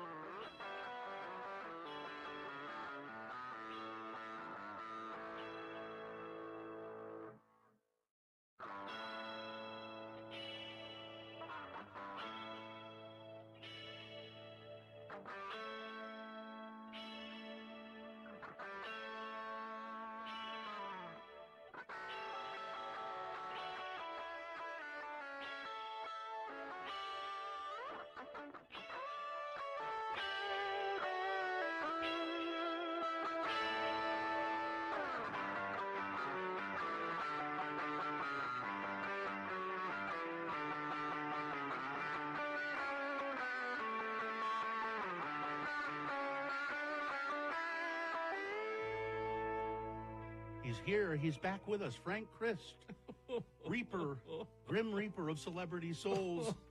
And here he is. Frank, you weren't with us on Friday. Now, you know why. Well, you had to park your scooter right next to the bed of, was it Glennis Johns? No, David Soul. It was David Soul. David Soul, yes. And Hutch from Starsky and Hutch, yes. Don't give up on us. Don't give up on us, baby. and tragedy. Yeah. Cindy Morgan. Lacey Underall. Lacey Underall from Caddyshack. Oh. And Tron. She was in Tron, too. Yeah, Frank is here. He comes every weekday unless there's a special circumstance like there was on Friday. Frank is here to play a game we call Frank Chris Presents. They're fine. They're just fine. He has given me a list of 4 actors, precious celebrities. And on this list of 4 actors, 3 of them... Well, they're fine. They're just fine. Frank has not taken. But one of them Frank has taken. One of them is dead. And it is the contestant's job to figure out which one of these 4 celebrities has passed. And who do we have?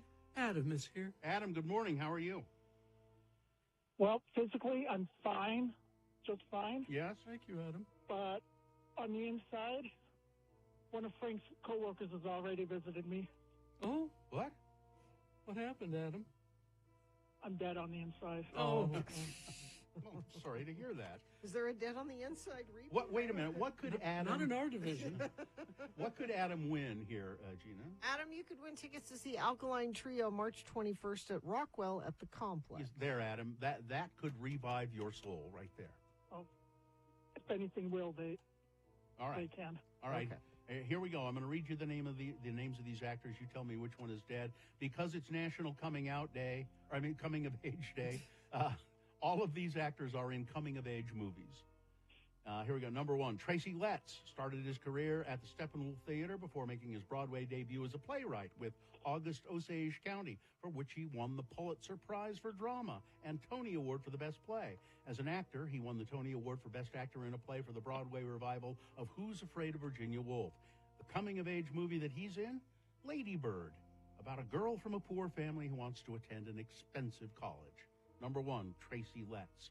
Number 2, Chaz Palminteri. He was in Bullets Over Broadway, for which he was nominated for an Academy Award for Best Supporting Actor. Also known for The Usual Suspects, Hurly Burly, Analyze This, and on TV, Wise Guy and Kojak.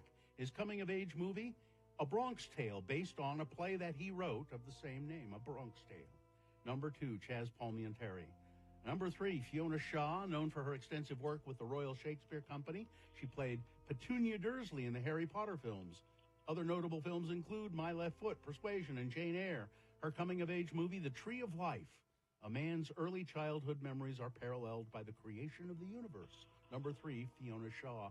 And finally on this list, Philip Baker Hall, known for his collaborations with Paul Thomas Anderson, including The Hard Eight, Boogie Nights, and Magnolia. Hall had supporting roles in a lot of films, including Midnight Run, The Truman Show, The Talented Mr. Ripley, and Bruce Almighty.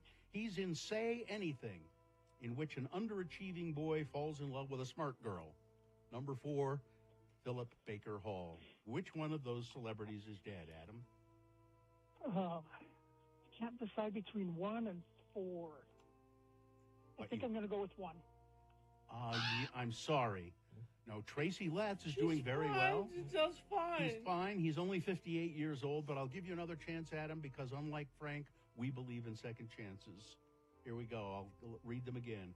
Is it Chaz Palminteri, Fiona Shaw, or Philip Baker Hall?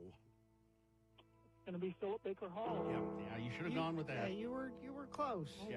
He died of emphysema at his home in Glendale, California in 2022. He made it to 90 years old. Not bad. Yeah, there you go. Good run. All right, Adam, you get to see Alkaline Trio, and I hope they revive your dead soul. Punk rock will do that. All right, hang on the line. Oh, Adam had me worried there for a moment. Yeah. Has anyone seen Shirley Bassey? Goldfinger! Oh, right on cue. 87 today. Actually, I'm going to go check on Bob Eubanks. I have a feeling Shirley Bassey is fine. Bob Eubanks? Bob Eubanks. Go get him. 86 today. Yeah, go get him. Oh, I'll go take a look and see if he's all right. Goodbye, everybody. Goodbye. Goodbye. He hasn't made whoopee in a long time.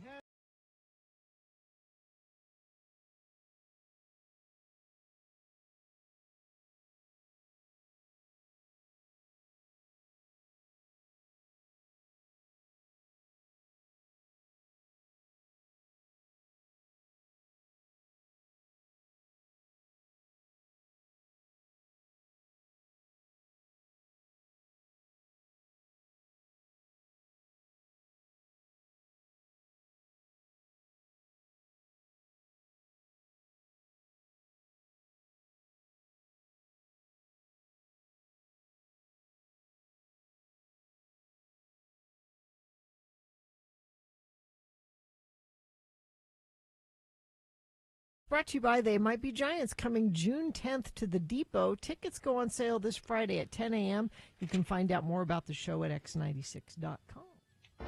Well, here we are with another exciting, groundbreaking episode of Beat Gina. I'm Beat Gina, announcer Johnny Ola, with this word of warning to you young people out there. If you smoke a doobie, you're smoking with Satan. Just a simple toke of the devil's lettuce could make you sacrifice your family to Satan, just like Peter did. Marijuana is the leading cause of America's youth joining satanic cults.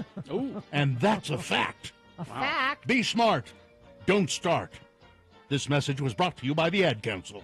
Oh. And now, here's a man who holds no truck with those who offer him jazz cigarettes. Oh.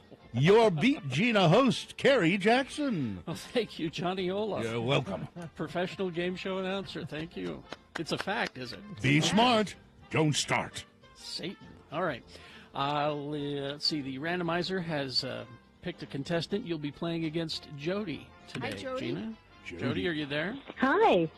Yeah, All right. hi. Okay, Jody, we're gonna toss a coin to see who goes first. It will give you the advantage in the game. Let me get out my coin toss app since I'm not in the studio. Heads or tails? Heads. All right. Coin toss app says tails, as you can see, which Oh. means Gina Barberi goes first. You're one step further away from getting these tickets to They Might Be Giants June 10th at the Depot. It's going to be a fun show. Okay. All right. So Yeah. first question is for Gina. It's multiple choice. If she gets it correct, this question's just for her. If she gets it correct, she gets the point. If not, Jody, I will ask you the same question. And if you answer it correctly, you're going to steal away her point. We'll go back and forth till one of you gets 3 points. I neglected to mention the subject matter of the trivia today. Because it is Bob Odenkirk's birthday, Better Call Saul trivia. All right. All right, so here we go. Better Call Saul trivia. First question is for Gina. Let's get her a hard one. Okay. Saul's catchphrase, "It's showtime," is a reference to what? Is it 1, Beetlejuice? Is it 2, his favorite movie channel other than Skinamax? Is it 3, All That Jazz? Or 4, the Circus Casino and Resort, the beating heart of the American dream? Well, I know Beetlejuice says it, but I'm trying to decide whether it's all that jazz. It's Beetlejuice. No! Sorry. Oh. Biz. I was thinking the same too. So all that jazz. It is. Yes, all that jazz. That's a point for Jody, and Jody controls the question. All right. Jody, your question. Here we go. Saul Goodman is a pseudonym that was picked because it sounded Jewish and sounds like what? Is it 1, King Saul from the Bible? Oh, that's Bible, sorry. 2, It's All Good Man. 3, he really loved the movie King Ralph with John Goodman. Or 4, packed with peanuts, Mr. Goodbar satisfies. Number 1. King Saul from the Bible? Yes. No. Saul Goodman. Gina? Saul Goodman. Saul Goodman. There you go. That's 1-1. Now Gina has the question. Gina? Yes. Jimmy got a job to sustain himself while his law license was suspended in season 4. What was he selling that put him in touch with his future criminal clientele? Is it 1, $61 Bibbles made in China? Oh, wait, that's Bible. Sorry. 2, doTERRA products. 3, cell phones. Or 4, gift cards. With cell phones, the burner phone thing. Cell phones. Yeah. 2-1. Now you, Jody, have a chance to tie the game. All right, Jody. While Gus Fring didn't want Mike to kill Hector Salamanca, he was happy to let Mike disrupt Hector's business. How did Mike take out Hector's truck in season 3?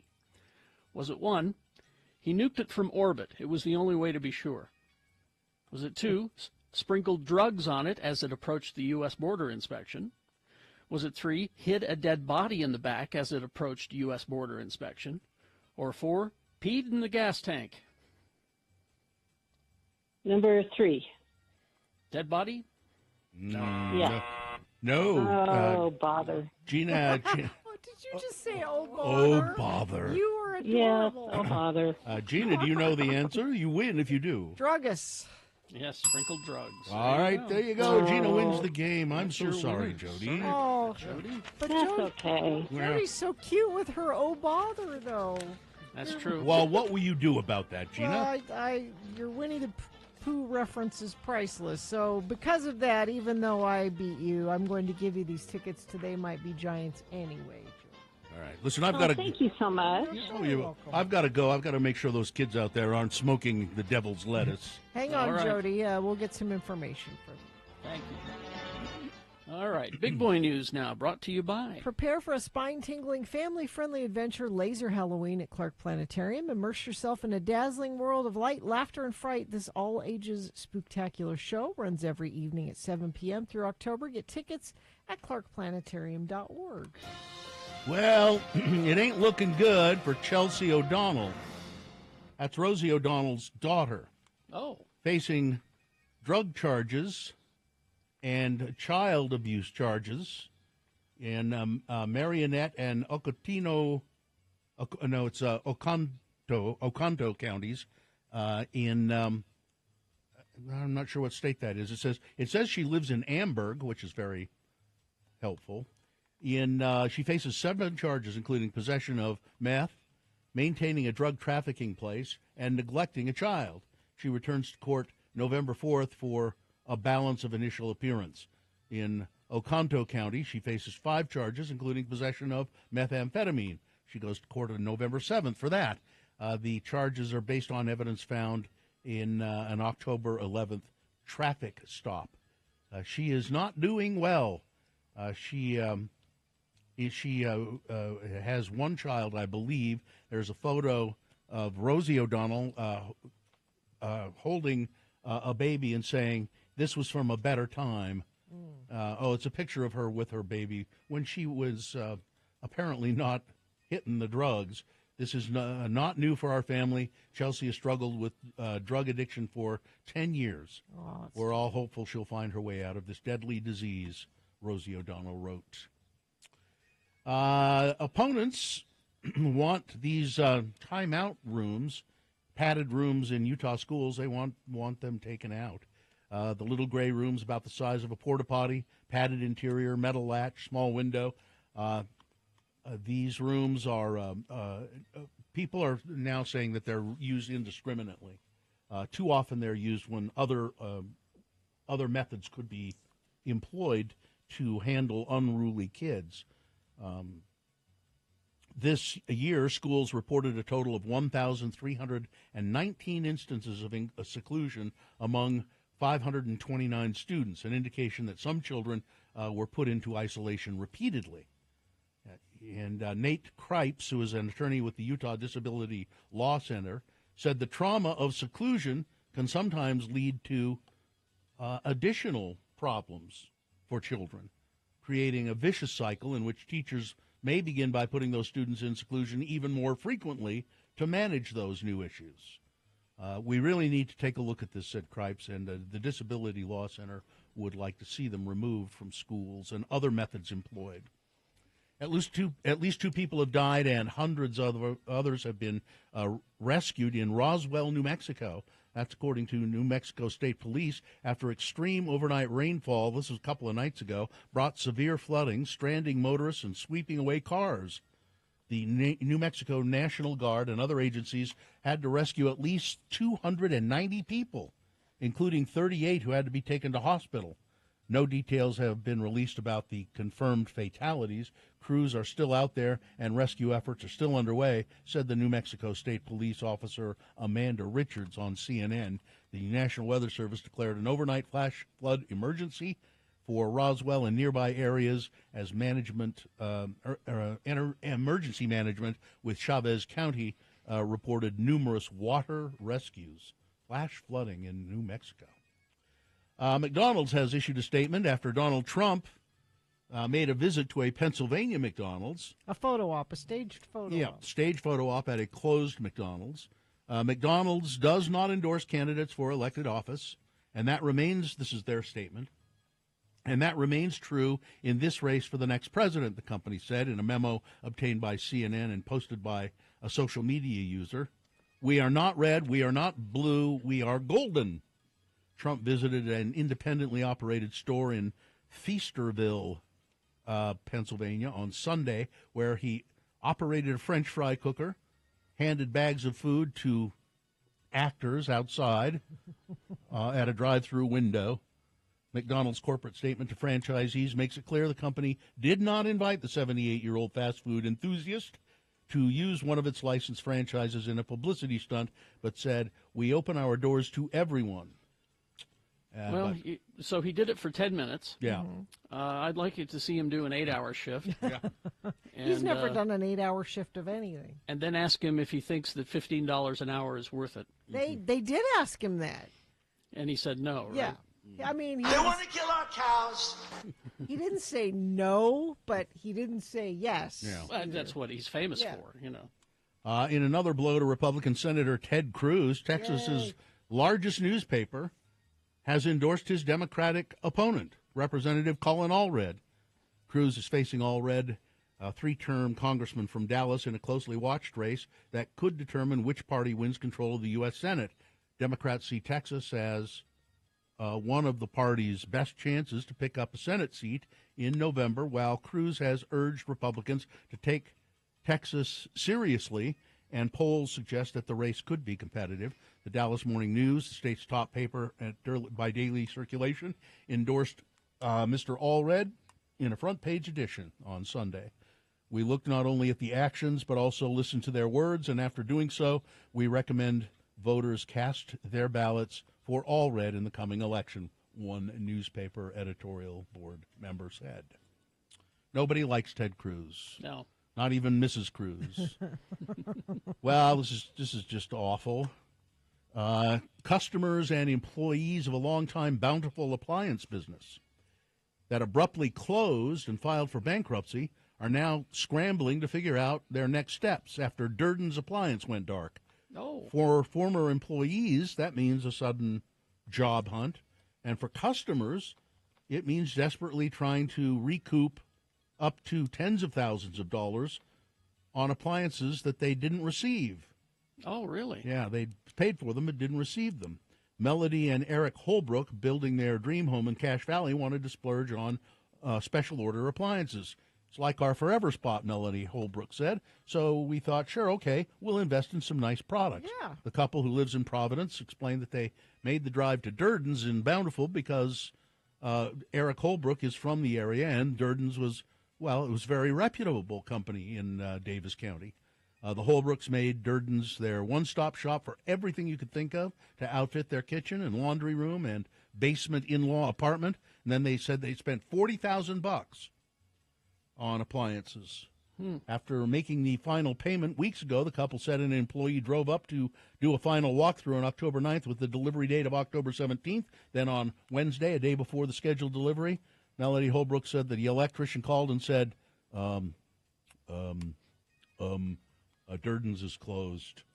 Wow. Bankrupt. As soon as we found out, any line of communication was cut off. They tried to get a hold of the management. Nope, can't get a hold of anybody. Wow. That's just, they went down, they drove down to Bountiful, found the doors locked, couldn't get in. Somebody's got to make that good. Yeah, that's terrible. And finally this, Slice House by Tony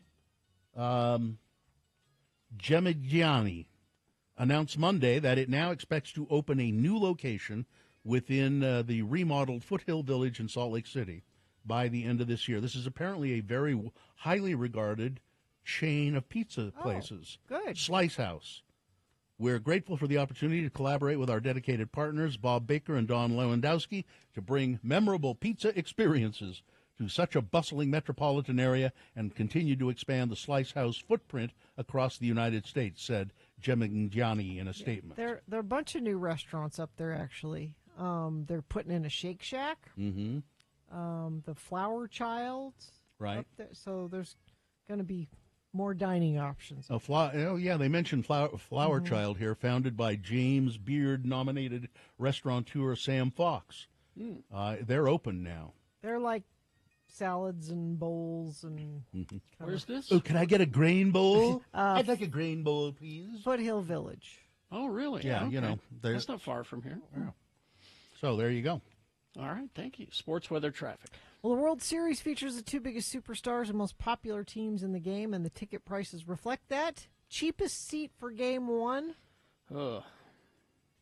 $1,000. That's the cheapest. Huh. Crappy, horrible. Now, when does seat. the puck drop on that? It's Friday. Friday. Doesn't get any more budget friendly when the series travels to the Big Apple. The cheapest ticket for Game 3 is $1,641. These are just, you know, I'm surprised they're able to fill the place with them being that much. But Gina, I don't think it's a Shake Shack. Just to go back to that, it's Bobby's Burgers. No, it's a Shake Shack. It says here Bobby's Burgers. Maybe that is another place, but Shake Shack is going in there also. Maybe there'll be two burger places there. That's your sports. Weather. Fall. It's here. Remember when I said it's around the corner? We've turned the corner. 71 and sunny today, 75 and sunny tomorrow.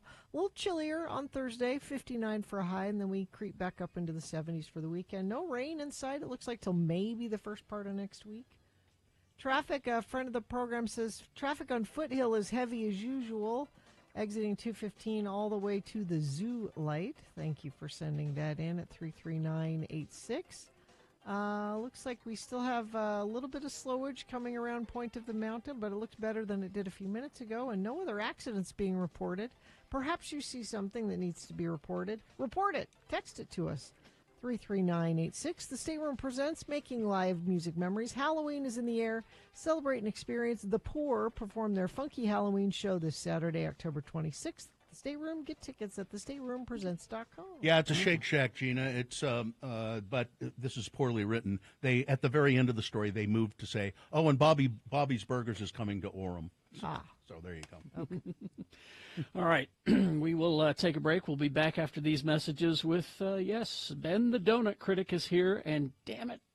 You're not in studio, Carrie. You don't get to have whatever delicious treat he's bringing brought. ice cream. Oh, no. I love ice cream. All right, well, we will take a break. We'll be back. Hoops Vision Correction, HOOPES Vision.com. Carrie and I have both done this. You get your eyes, you know, I was horribly nearsighted all my life. Wore glasses, tried to wear contact lenses, couldn't do it very well. I remember when I first met you. You had these really thick glasses. Yeah, big ones too. But then I get the LASIK procedure. They fix your eyes to 20/20. It's painless. It doesn't cost. It's a miracle, is what it is essentially. And Hoops Vision is the place to do it. Whether you're nearsighted or farsighted, or you have an astigmatism, Hoops Advanced LASIK procedure can help you achieve better vision today. You give them a call, schedule your VIP consultation, and find out if you're a good candidate, and you probably are. It's 877-30-LASIK, and you can get $800 off the procedure right now as well. So 877-30-LASIK, or make your appointment online. Go to hoopsvision.com. Welcome to the greatest show.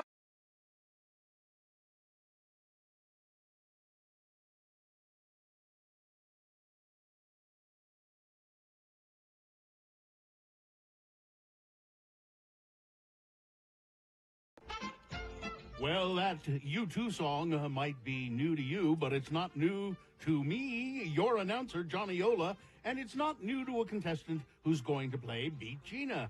Guys, does your wife report feeling tired and run down? Does she have trouble finding the energy to take care of all of those household chores? Well, she could be suffering from iron poor blood. Oh, no. Well, tell her to try what my wife, Mrs. Ola, does. She takes a daily dose of Geritol. Oh, yes. Geritol gives Mrs. Ola the boost she needs to get everything done during the day and still be going strong when I get home at night. She has my slippers and my dressing gown ready at the door with dinner on the table. And it's all thanks to Geritol. Men, you'll say what I say about Mrs. Ola. My wife? Huh, I think I'll keep her. Wow, lucky her. And now, the game show host who has iron-rich blood. Yes. He's always got the get up and go, go, go. Carrie Judson. A lucky woman, then. Lucky woman. That's what I think. Jared, speed. It's essentially Iron poor blood. That's it. Yep. The randomizer has picked a contestant. You'll be playing against Sky today. Hello, Sky. Sky, are you there? Hi. Hi. All right, Sky. We're going to toss a coin to see who goes first. See how you do. Heads or tails?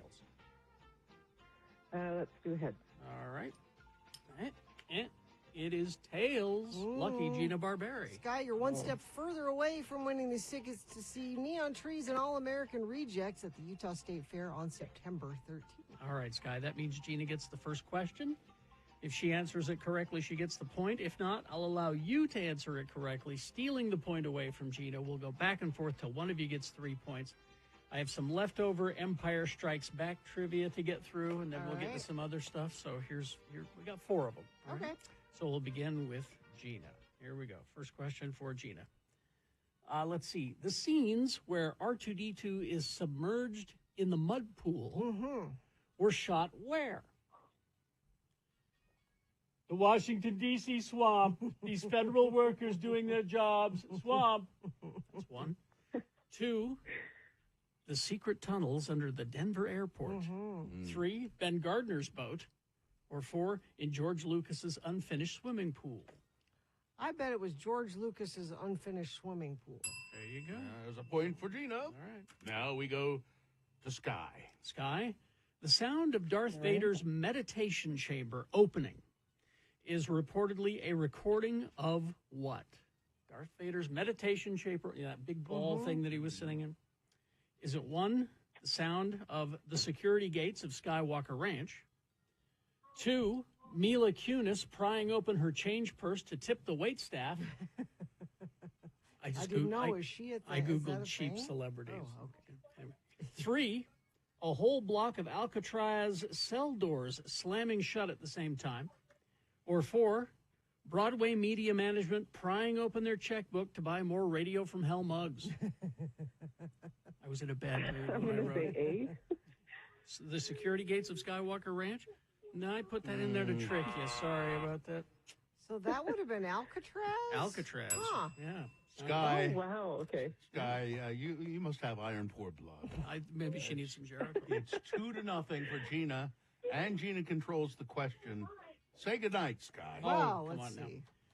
What is portrayed as one of the asteroids in the asteroid field that Han flies through? Okay. Is it 1, a potato? Is it 2, Steve Harvey's head? Is it 3, Charlie Kirk's head? I just Googled celebrities. Yeah, that's okay. Or 4, a Mr. Potato Head? I guess just a potato, then. Potato. Yeah. What it looks like. Gina wins the game. Oh, wow. That was too... Sorry, Sky. Oh, Sky, That's terrible. That was a blowout. That went too fast. I feel badly Sky didn't have a chance to come back. So. I sure do. Yeah, I mean, she called in and everything. I mean, even though I beat you, Sky, I'm going to go ahead and give you these tickets anyway to see Neon Trees and All-American Rejects coming to the Utah State Fair on Friday, September 13th. Neon Trees tickets. Hang on, Sky. You are so kind. We'll tell you how to get those tickets. All right, I'm out of here. I got Mrs. Ola's waiting for me. Well, I bet she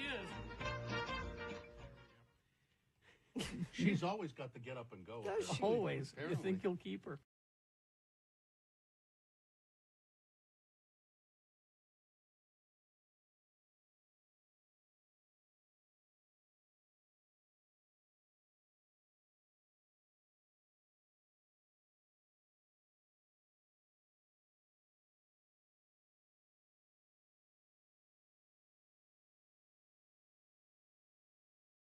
Or text us at 33986.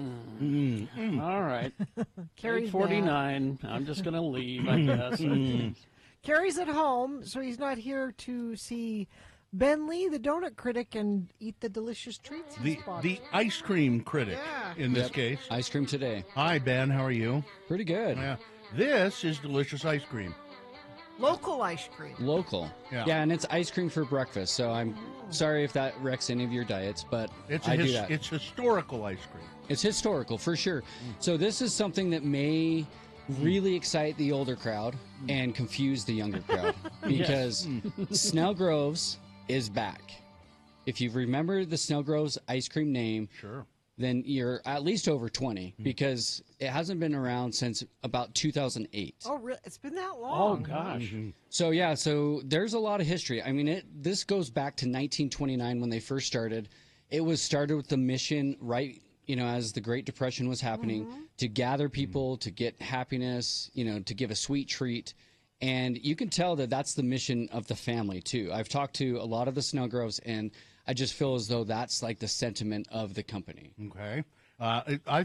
They really do have a rich history. It says here in some notes that you gave us, served in 1935, they served Snell Groves ice cream at Franklin Delano Roosevelt's Thanksgiving dinner. And then the sign in Sugar House, the giant cone, the double cone, 1962 is when that was built. Yeah, it was one of the first 3D for Yesco, a Utah staple as well. Mm-hmm. And then there's the Ronald Reagan. They shipped a bunch of ice cream out to him. He wanted jelly bean ice cream, and one of the Snell Groves made it and shipped it out. So. Oh, I didn't know that. That's cool. Yeah, so rich history. They're starting it up again. Who's doing this? So her name's Lindsay. She's a Snell Grove. But it kind of went away. Dryers, bought it in the 90s, and then they discontinued the brand in 2008. So a lot of us haven't had it for years. I mean, we all haven't had it for years. And she decided these family recipes were just too good to not share. And she wanted to bring that same happiness, that same mission to people. And so she started first in St. George. So around the pandemic time, she started her first location down there. And it was a shock to me. I thought, this amazing, cool brand from the past, just little old St. George. And it really was just this bud, and it's now flowering. So for a couple years now, people have been able to go and enjoy that burnt almond fudge, that really classic flavor. But the people of Salt Lake, people up here that don't get down there, haven't been able to try it. So. Now, can we get this now?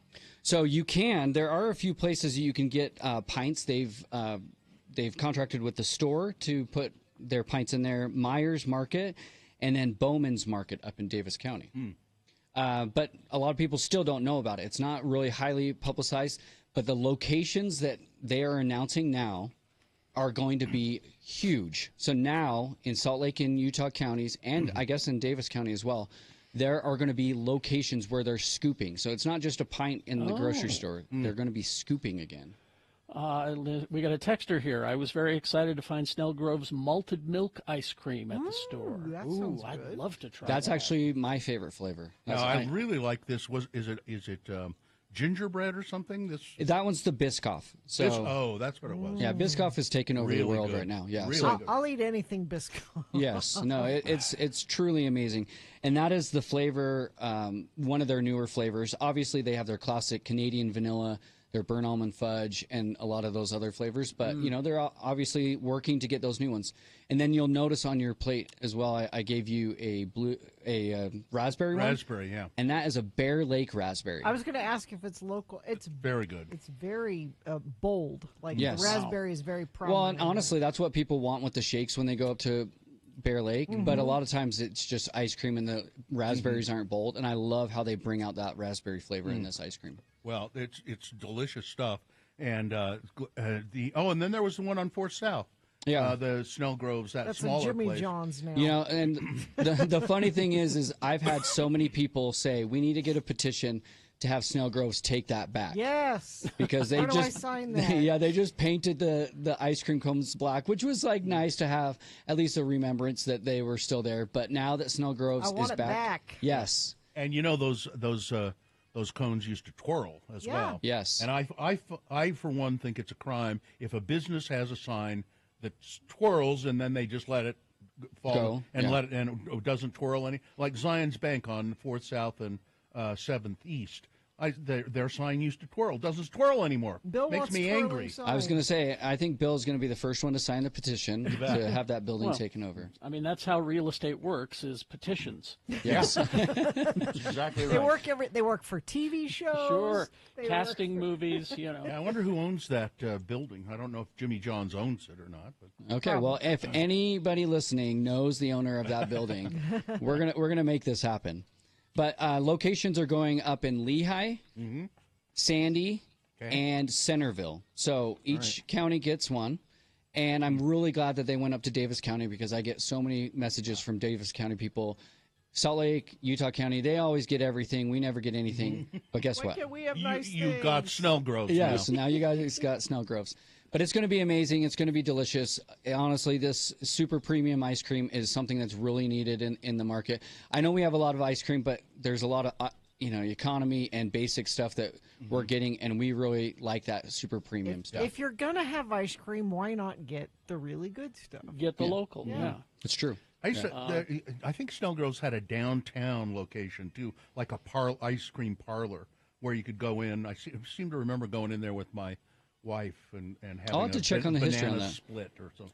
Yeah, my remembrance is always on 2100 and seeing that signage and just thinking, is all the ice cream made there kind of thing? And then all of a sudden it was kind of gone, but they still sold it. And so now I think you'll start seeing these locations pop up. So. Well, I think they better double up on their production of the malted milk ice cream because people are texting in about that. Boy, It sounds wonderful. one of their favorites. What? It's back? Oh my goodness! I mean, And I can confirm I had that down in St. George, and yes, one of my favorite flavors.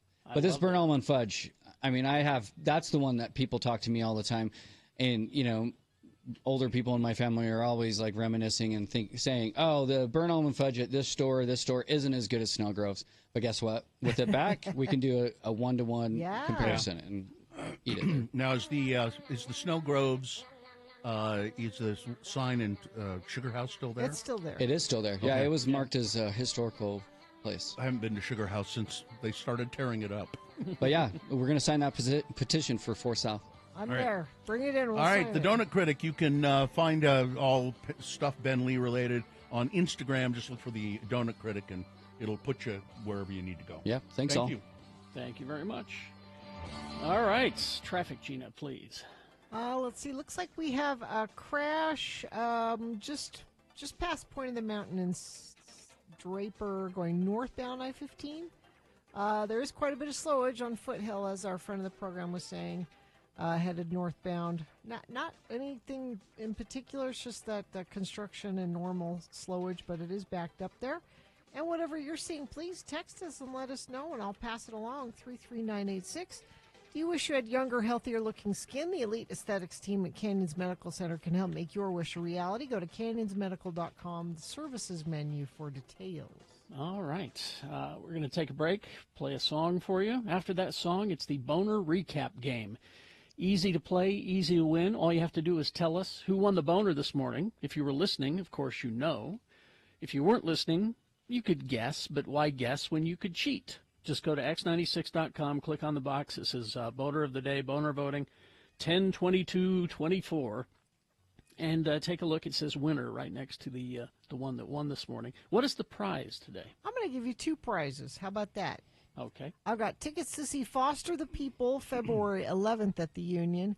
And why don't we throw in some tickets to The Flies coming to Leatherheads on October 26th? Many, many concerts. Foster the People and the Flies. I nearly combined the two.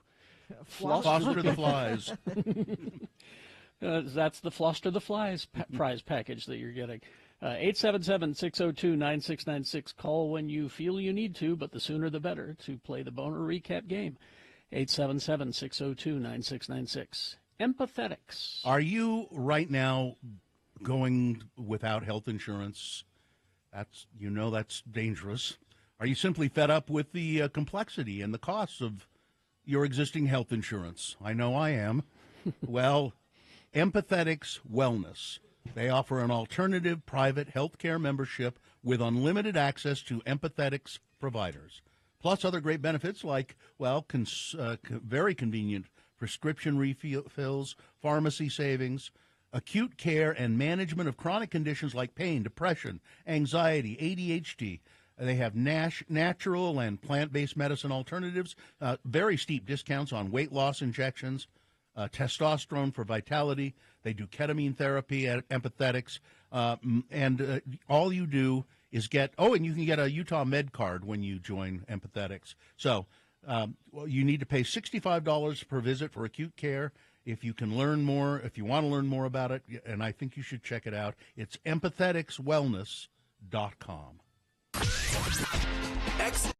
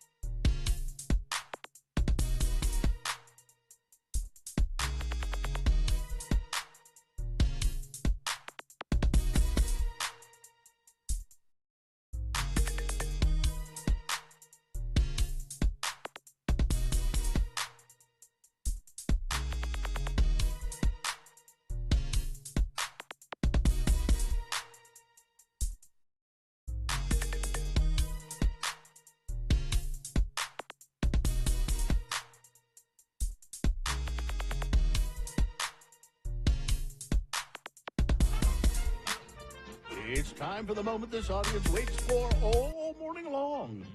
It's a very special moment for some, especially for all of the ladies out there. It's the moment when Beat Gina's fantastic announcer introduces the game. Yes, it's me, Johnny Ola, reminding you, the next time you have to travel, do yourself a favor and fly the friendly skies of United. United Airlines.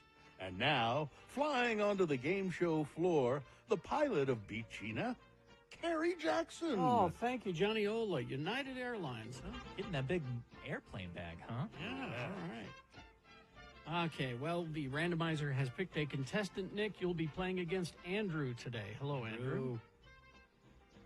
Hey, how's it going? All right, Andrew, let's toss a coin to see who goes first. It will give you the advantage. You call it heads or tails, please. Heads. Heads? All right, here we go. Let's see what happens. It is heads. So that means that Andrew goes first, Nick. All right, fine.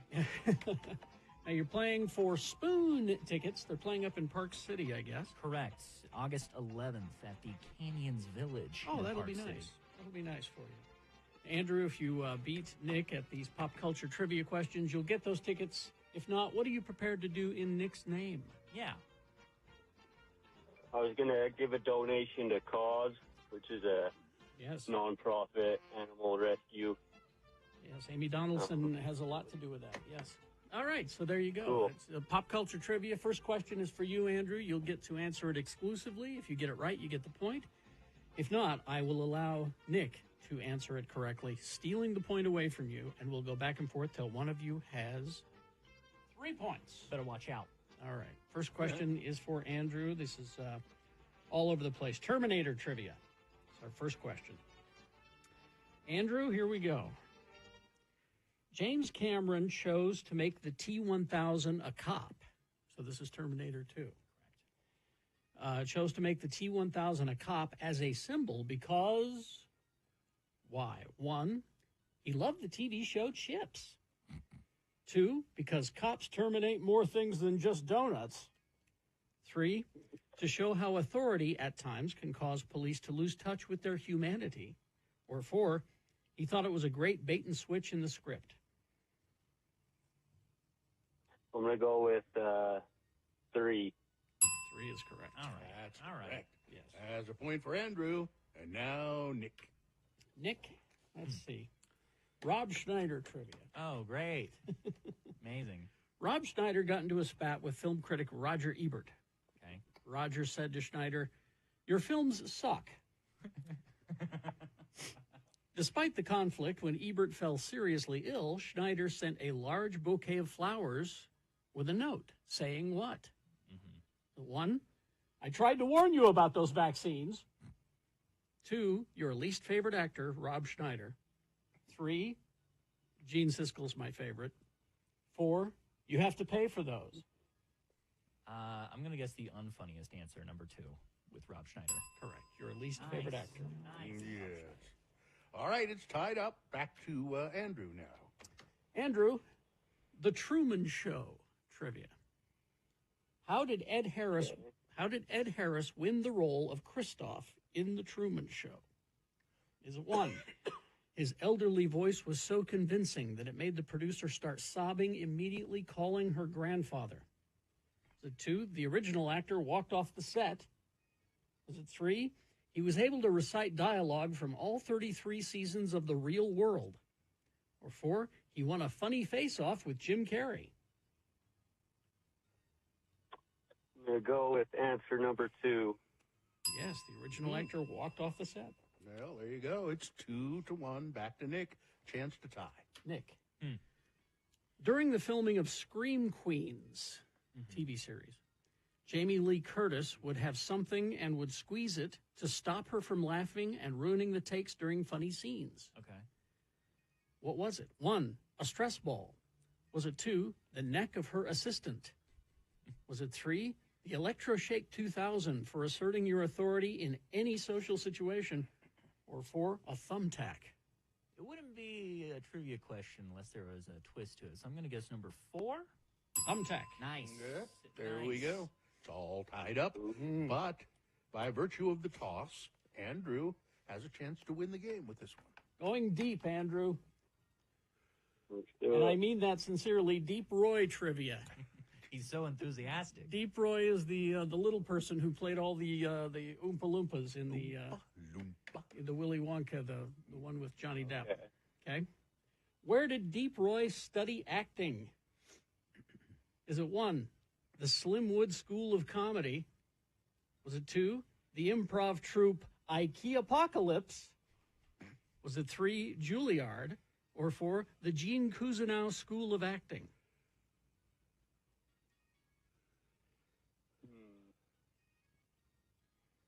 Number 4. The Gene Cousineau School of... No, that's Barry.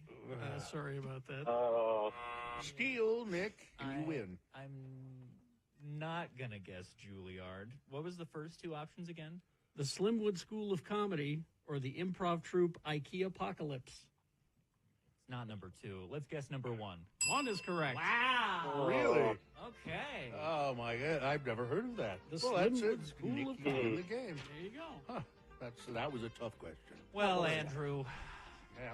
you've been demolished by the trivia master himself, but by grace of virtue, I think we can still hand out these spoon tickets to you. Oh, that's nice. Oh, thank you. I really love that band. All right, hang you on. sound so enthusiastic about it, too. Hang on, we'll tell you how to get those tickets. All right. Yeah. Listen, I've got to bounce. There's a short stack of flapjacks at the IHOP. Got my name on them. Ooh, that's a good morning.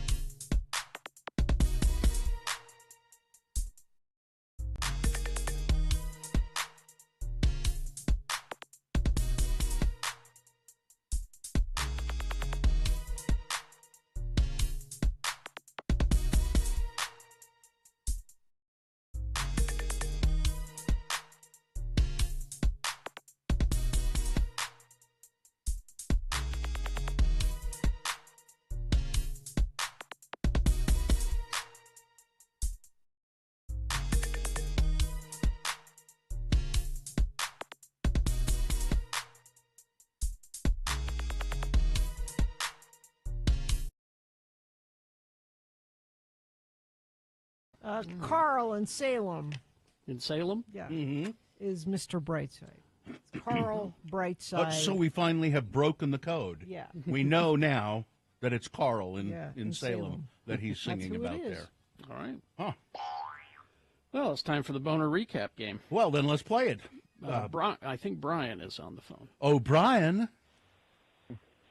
Brian. Hello. Hi, Brian. How This are is you? Brian. Brian. Good. I'm doing fantastic. Well, that's good to know, Brian. What you about today? I'm about working today. Yeah, I'm sorry. Do you enjoy your job, Brian? Yeah, I was going to say, you might not need to apologize. He might really like his job. Do you like it, Brian?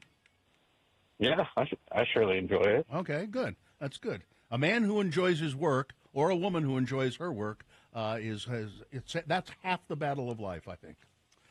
Good. See you later, Brian. Oh no, wait a minute. Wait a minute. We have to do the boner recap. I forgot. And Brian, you if you can tell me who won the boner today, you can win. What is it again?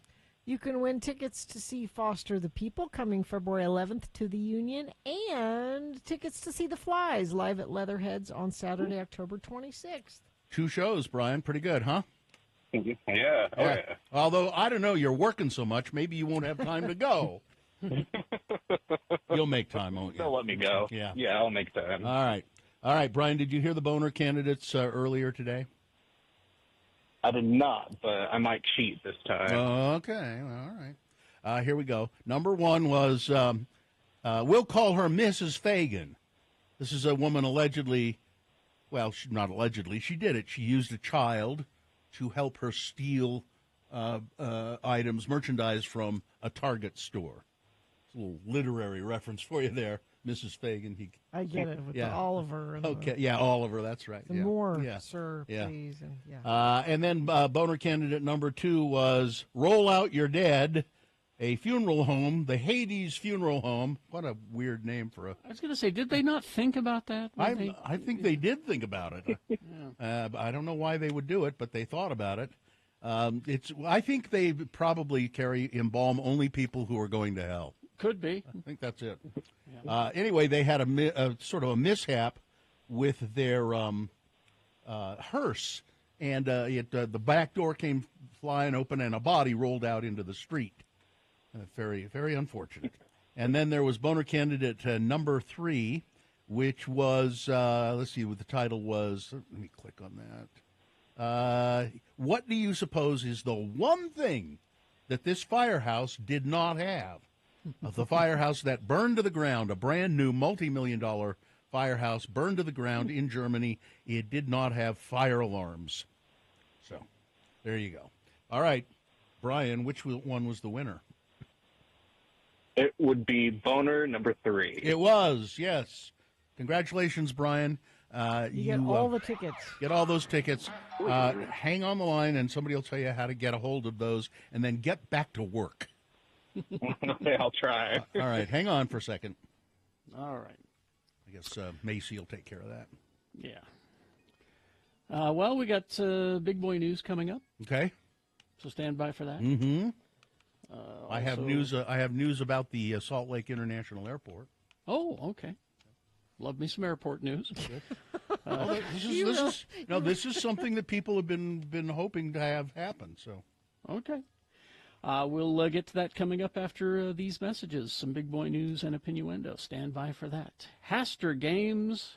Of course, they do have a website, hastergames.com, but it's best if you just go down to the store, 6831 South State Street, locally owned and operated. They've been doing the tabletop board gaming as long as I can remember. And I've got a pretty good memory. If you're ready to unplug and turn off the screens at home, check out Haster Games. They're locally owned, and they specialize in the tabletop role-playing stuff. Miniatures, Dungeons and Dragons, Magic the Gathering, Pokemon, that sort of thing. They also have family board games that you can go down and try before you buy. Let's see, this week it looks like a new edition of Warhammer 40K Kill Team is now in stock. This edition ushers in streamlined rules for gameplay, a host of Kill Team starter boxes, and Hivestorm, a brand new 2-player skirmish box, which features 2 brand new Kill Team factions, all the rules required to play, and a set of buildable terrain to bring your battles to life.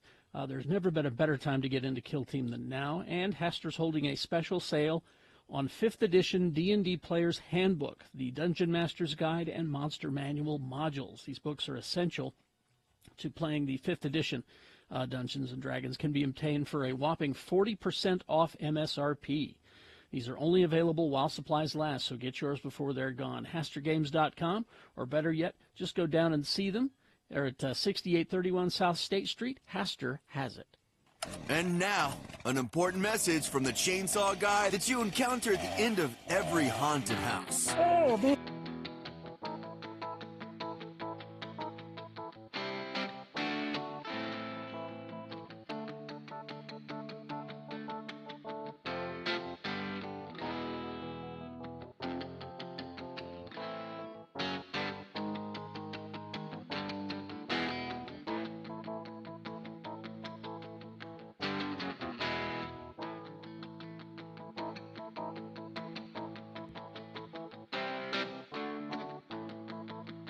Couple of animal things that I mentioned that briefly, that sugar glider. Mhm. If you go to @RFHBill and on Twitter, there's a little video there. And I don't remember where I think I stumbled across it on Twitter. But sugar gliders are little tiny. They look like sort of like squirrels. Monkeys. Yeah, kind of monkeys. They have opposable thumbs. Little, and they're very small. Also, they're like people. They're very small, and they call them sugar gliders because A, they love sugar, and B, they can glide through the air. They jump off of things and they spread out they have this kind of flaps between their legs. They're like a flying squirrel. But this sugar glider is so cute because he's up on a little a stick, and there's a human down below whose hand is you can just see the human holding out a hand. And the sugar glider moves along the poles, spots the hand. It's obviously something that they've trained him to do. And he launches off the stick and lands on this person's hand. But the way, Rocky the Flying Squirrel, the way he lands on the person's hand is so cool because his little hands grasp onto the person's thumb, and as he hits, his eyes kind of close and then open up. Yeah. It's like, I made it. Well, it's just the coolest looking I've thing. found 10 reasons why sugar gliders are not good pets. I'll bet. Okay, but find that little video. That's what you should do, rather than, I'm not going to get a sugar glider. I'm just trying to dissuade you. 'Cause I'm not you going to seemed get one. enamored of the sugar No, glider. I'm enamored of the video, not the sugar glider. They require specialized care. Yeah. You should have you have to have two of them as well because they're very social. Most people can't offer enough space. You think, well, they're small little things. They get depressed if they're alone. Yep. Vets find it hard to treat them. I'll bet. There are some legal issues with owning them. Yeah. They're expensive to purchase and care for. They are also, I've read all of that, they are also very affectionate, though. I mean, if people who have them, they're very affectionate with the people that have them. They're prone to injury and disease if they're not properly cared for. You can't leave them with someone else. Because they bond with you. Oh, well, then forget it. Yeah. Also, and this is the worst one It's for a me. commitment. They're messy and smelly. So That's what Lindsay in the chat room is saying. We had sugar gliders, not the best pets. And then the other animal video I saw, you guys might have seen this today, the beluga whale. Did you see this? Did not. And apparently, it says, a beluga whale interacts with children. He's a scamp. Well, what did he do? This beluga whale, he's in the tank at the aquarium. Yeah. And he'll swim up, and kids will be standing there looking in, and he'll swim up and look at him, and then he flips his tail so that water comes flying out over the top of the tank and drenches the kids. And it's gotten to the point where the kids know that this is going to happen. It's coming. Yeah. And they go stand there on purpose. Yeah. And and the whale is obviously just so pleased with himself doing it. He's a prankster. Yeah. He's obviously having a great time doing it. And Katie just retweeted that on our Radio from Hell Twitter. The beluga whale? No, the sugar gliders. So. Yeah, it's pretty cool to watch him fly onto that person's hand.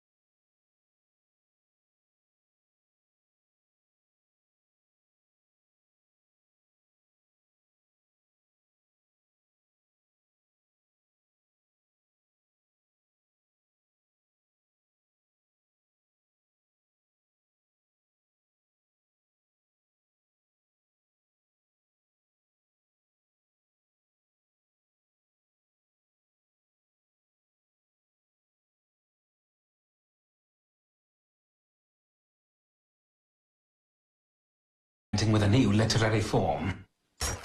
Don't miss a single moment of the Radio from Hell show. As soon as you wake up, tell your smart speaker to play X96. All right.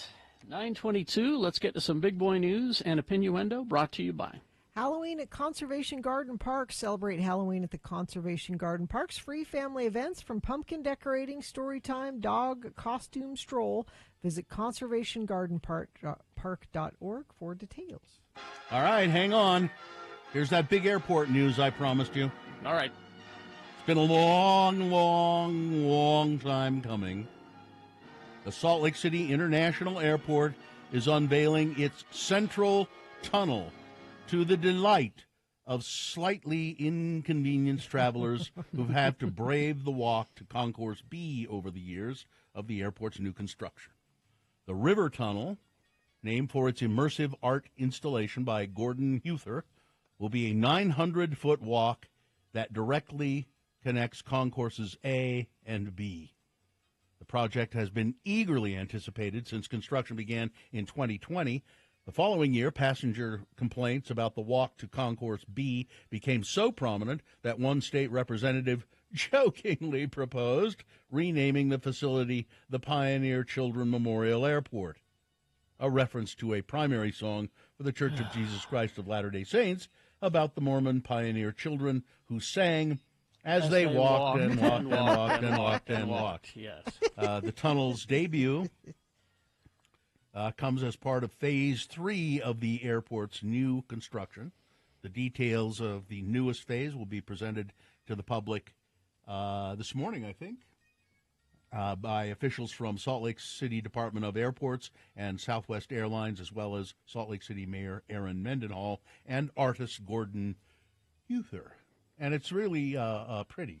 It's a pretty cool looking. You're walking through an art installation. Yeah, it looks like it's like a water. It looks like a water tunnel almost. So there you go. The big airport news. Now tragedy. Tragedy. Paul Di'Anno. This is a heavy metal tragedy. Iron Maiden singer on their first two albums has died at the age of 66. He'd been suffering from a myriad of health problems in recent years. On behalf of his family, Conquest Music are sad to confirm the death of Paul Andrews, professionally known as Paul Di'Anno. Paul passed away at his home in Salisbury at the age of 66, born in Chingford, East London, 17 May 1958. Paul first came to prominence as lead singer of the English band, heavy metal band, Iron Maiden. Between 1978 and 81, he sang on their groundbreaking debut album and the influential follow-up release, Killers. Since leaving Iron Maiden, Paul Di'Anno had a long, eventful recording career with Battle Zone. Oh, you remember them. Of course. And Killers, as well as numerous solo releases and guest appearances, despite being troubled severe. Yes, Carrie? No, it's just how little I know about Iron Maiden. I always just thought Bruce Dickinson was always the lead vocalist. This guy, Paul Di'Anno, had severe health problems in recent years that restricted him to performing in a wheelchair. Oh. He continued to entertain his fans around the world, racking up well over 100 shows since 2023. His first career retrospective album, The Book of the Beast, that's what it was released in September of 2004, featured highlights of his recordings and since leaving Iron Maiden. And there you go. So he, I'm trying to see if he had a family. Yes, he did, but they're not. Just as his family is very sad about his passing. Let's see what else we have here. Ava Mendez. Mrs. Ryan Gosling says the only movie project that would persuade her to return to acting is if she could act alongside her husband, Ryan Gosling. The couple have appeared in two films together, Drunk History Christmas and The Place Beyond the Pines. Mendez, whose other hits include Training Day, Hitch, and The Other Guys, walked away from acting in 2014, and she explained in an interview that it wasn't a challenge for her to leave acting. I was never in love with acting. I don't mean this in a self-deprecating way because I just wasn't really that great an actress. She's funny. She said, I've had my moments when I worked with really great people, but I'm not really that good of an actor, and I really care about doing it. She said she's the proudest of 2 projects she shared with Ryan Gosling. He gets something out of me that's never been accessible before when we're acting together. She's been doing more like sponsorship stuff, like spokesperson kind of things. That's kind of what she's doing now. It says, since becoming a mother of her 2 children, she's founded a cleaning company, modeled for campaigns, and recently wrote a children's book. Desi and Mamie are the kids. Oh, the name of the book is Desi and Mamie and the Never-Ending Worries. That's what it is. About a mother helping her young daughter manage her anxiety. Well, I mean, she was okay in the Ghost Rider movie. David Zaslav must have known linking arms with Elon Musk was going to blow up in his face, right? Either way. No, because Zaslav is stupid. Anyway. Either way, courtesy of Blade Runner 2049 producers Alcon Entertainment, just another day, another lawsuit against the problematic Tesla CEO, with Warner Brothers Discovery thrown in for good measure, pissed off that their denial of use of imagery from Harrison Ford and Ryan Gosling's sequel in Musk's October 10 live stream Cybercab presentation on the WBD lot was ignored. Alcon is suing the ex-boss and the Zaz running media giant for copyright infringement. It's an homage. They should be flattered. No, they're not. No? This was clearly all a bad faith and intentionally malicious gambit by defendants to make the otherwise stilted and stiff content of the joint WBDI Tesla event more attractive to the global audience and to misappropriate a Blade Runner 2049's brand to help sell Teslas, says the jury trial seeking complaint filed in federal court. They want to go to court with it. They're just trying to, they copied us so that they could. Yeah, they should get money for it. Yeah. Yes. Aaron Rodgers.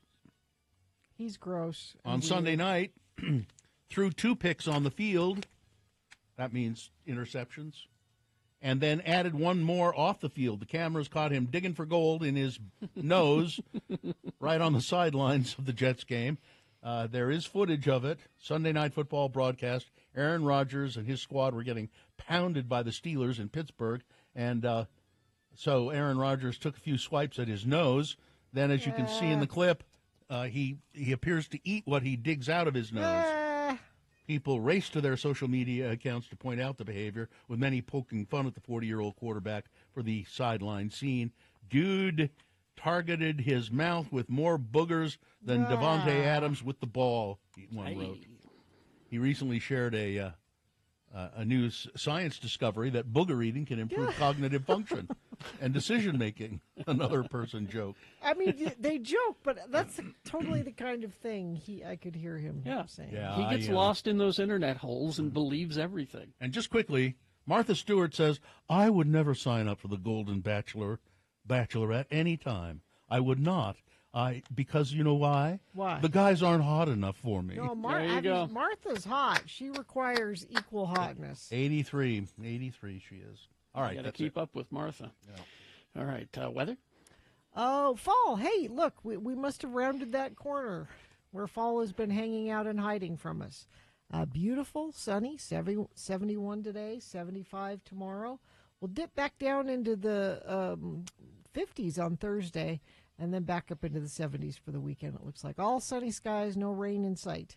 Haster Games for board games, Magic the Gathering, Pokemon, miniatures, dice, paints, and more. Haster Games, 6831 South State or HasterGames.com. All right, we will take a break. We'll be back after these. Stand by. Salt Lake Film Society. It's the Tower of Terror. Go see your cult classic horror movies on the big screen every Friday and Saturday night at the Broadway Center Cinemas. And it's not just the movies. It's a whole event. Trivia, prizes, limited edition T-shirts, merch, swag, and, of course, the concession stand there at the Broadway is just the best in town. All leading up to Rocky Horror Picture Show Halloween weekend with live MCs, prop kits. It is a whole event. This week, the classic On lists not just of best horror movies, but of best movies of all time. Texas Chainsaw Massacre from 1974. That's on Friday. And same thing, not just a good horror movie, but best movies of all time. The Shining is also going to be playing on Saturday night. I think this is a week you got to go see both of those. Plus, all through October, see midweek scheduling of horror classics on 4K Universal Monsters. Rocky Horror will sell out, so go get your tickets for that and everything else at slfstix.org. Hey there, this is Veronica with Sold Fast. You've probably heard.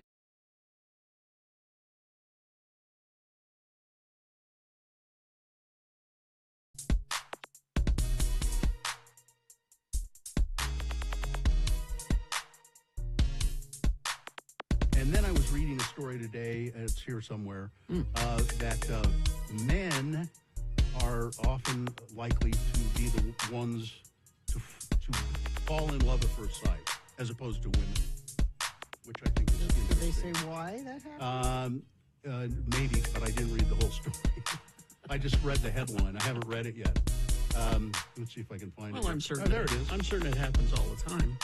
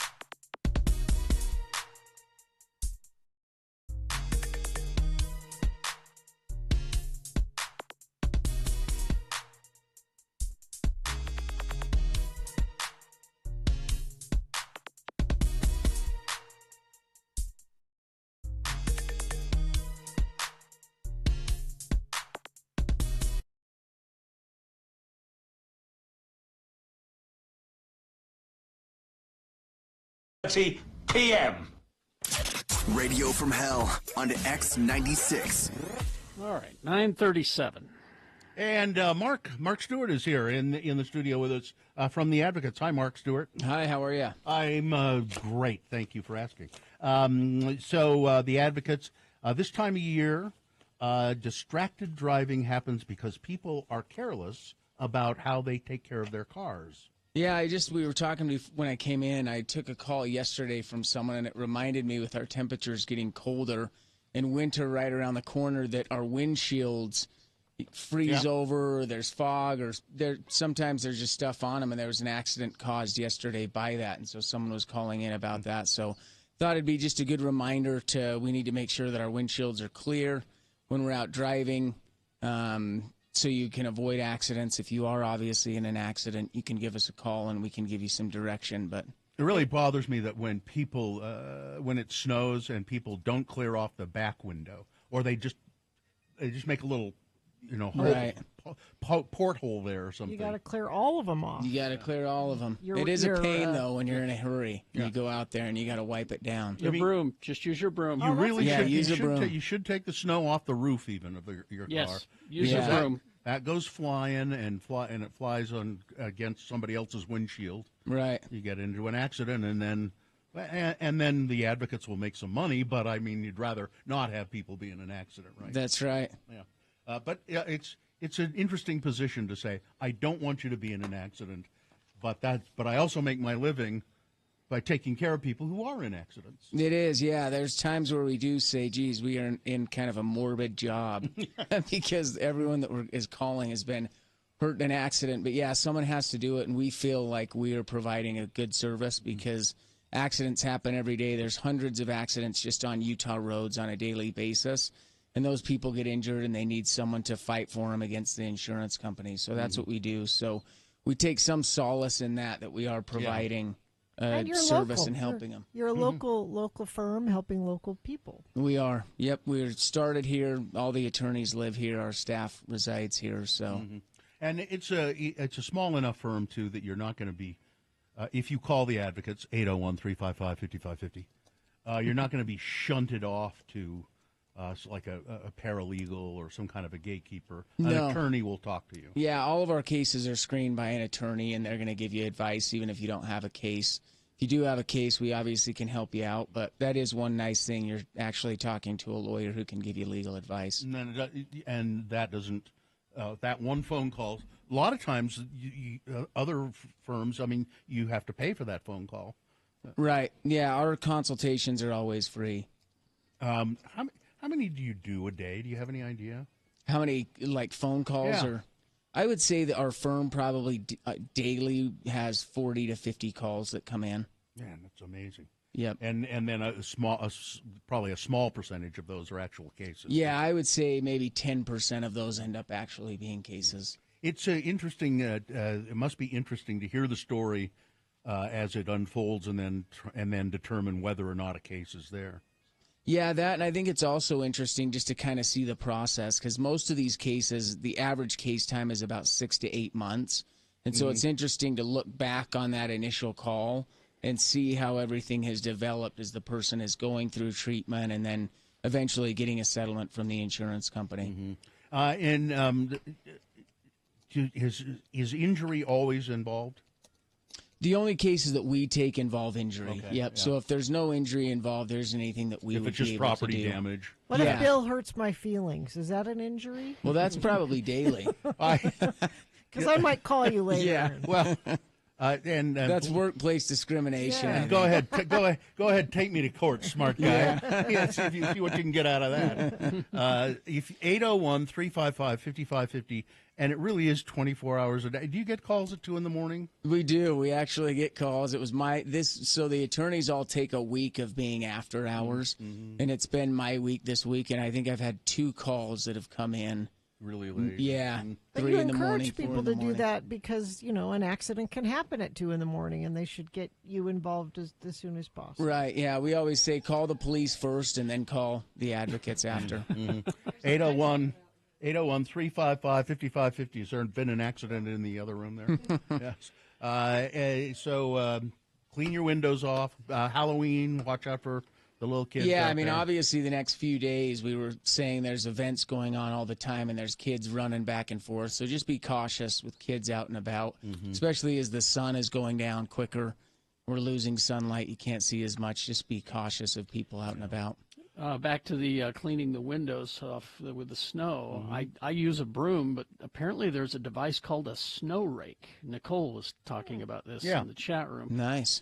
And I just Googled what it was, and it looks like I want to get me one of those. okay. Yeah. Yeah, I have one.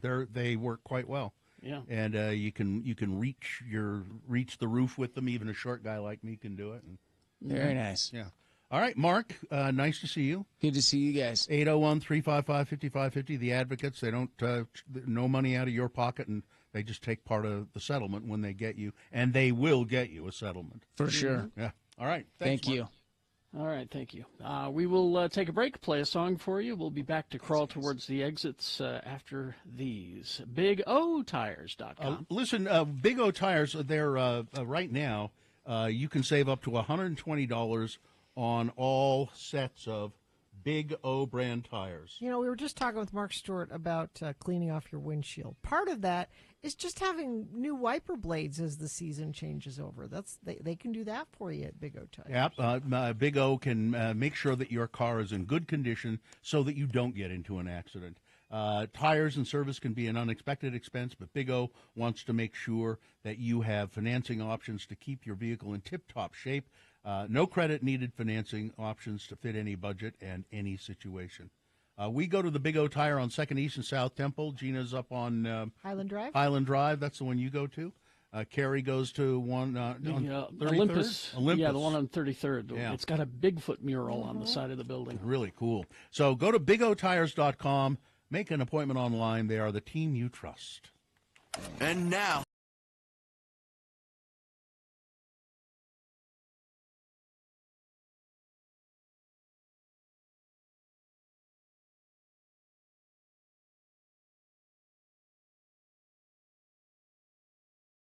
in many ways, the 2023 Emmy nominations were predictable. HBO's Succession, 27 nominations. Mm-hmm. The only thing preventing it from being the betting favorite is that every category for which it got nominated is the possibility of vote splitting, where there are multiple choices. So, all of the main actors got nominated. That's a problem. HBO had a huge day overall thanks to The Last of Us, The White Lotus, House of the Dragon, and Barry. Abbott Elementary and Ted Lasso racked up big nomination totals. RuPaul Drag Race was, of course, nominated for the reality competition series, and that was good. Mm-hmm. But there were some unexpected nominations and some snubs. Okay. This is according to Rolling Stone. Let's see. The first one they mentioned being snubbed, Atlanta. It says one of the Donald Glover. Yeah, Donald Glover, the most era-defining comedies of the last decade. Got one single nomination for its fantastic final season with Christian Sprenger's beautiful cinematography was nominated. Donald Glover wound up sharing a waiting room for Swarm, the Amazon miniseries, which I didn't care for. I didn't watch all of it. I watched the whole season. I was indifferent. I didn't hate it. But surprise nomination, Obi-Wan Kenobi. That surprised me. It says it's. Did you like it? Came out Did of you left think it field. was good? I thought it was good. Being snubbed, and it's his birthday today too. Harrison Ford not getting nominated for Shrinking. Or for 19 whatever, Yeah. 18, 19 whatever. Maybe he wasn't nominated for Shrinking because he's not really acting. He's just he's being Harrison Ford. Surprise nomination, Jury Duty. That surprised me, yes. Which you said you tried, and Yeah, we just kind of jumped out after a bit. Everything premise- I heard about it sounds great to me. I just haven't watched it. the premise of Jury Duty is it is an entire made-up cast in a jury, Mm-hmm. but there's one guy that thinks he's there, and he's a real guy. Yeah. He thinks he's there for Actual jury jury duty. Everybody else is an actor. Yeah. Among Which them, isn't- James Marsden, which is And he plays himself. Plays himself. He says, yeah. I'm surprised I'm on the jury. I think I heard him talking about it. He says, I just say I'm surprised I'm on the jury. They usually don't put actors on the jury, but here I am. I haven't watched it, but I think the premise sounds really cool. Yeah. It's a great premise. I just kind of got bored with the follow through. I think that they could have edited quite a bit. It says here, snub, no Daisy Jones and the Six among the song nominations. I have a friend who's watching that, and she quite likes it. But she got nominated for acting. She did. I mean, none of the songs were nominated. A surprise nomination, Kerry Russell in The Diplomat. I don't know. I haven't seen it. Yeah, I couldn't say. This is a snub, I think. Reservation Dogs. Yeah. One of the best shows I've seen in a long time. It's quite good, yes. It should be available to be nominated in the comedy category. Now, Rolling Stone says it's better than The Bear, because The Bear should be in drama. They said The Bear should be over in the drama category. I feel the same way about The Bear that I feel about Barry. Mm-hmm. I mean, there are comedic elements to it, but I feel like they're dramas. Surprise nomination, Natasha Lyonne for Poker Face. I'm not surprised. It says here, it was a surprise when Peacock opted to submit Poker Face in the comedy category. Since that does surprise me. It's ostensibly an hour-long mystery series that has some comedic elements. It's Columbo, yeah. I don't know. I think it has a kind of an overall light sort of. Yeah, that's true. Snub, Better Call Saul, supporting or guest actors. Nobody nominated from there. Oh, that is right. And a real snub, Taylor Sheridan. Nothing. No Yellowstone nomination. No 1923 or whatever it is nomination. Makes you think he's not well liked, and I think that's the case. You think, I think people do not care for him. Then there's another story that has a few different ones. Surprise!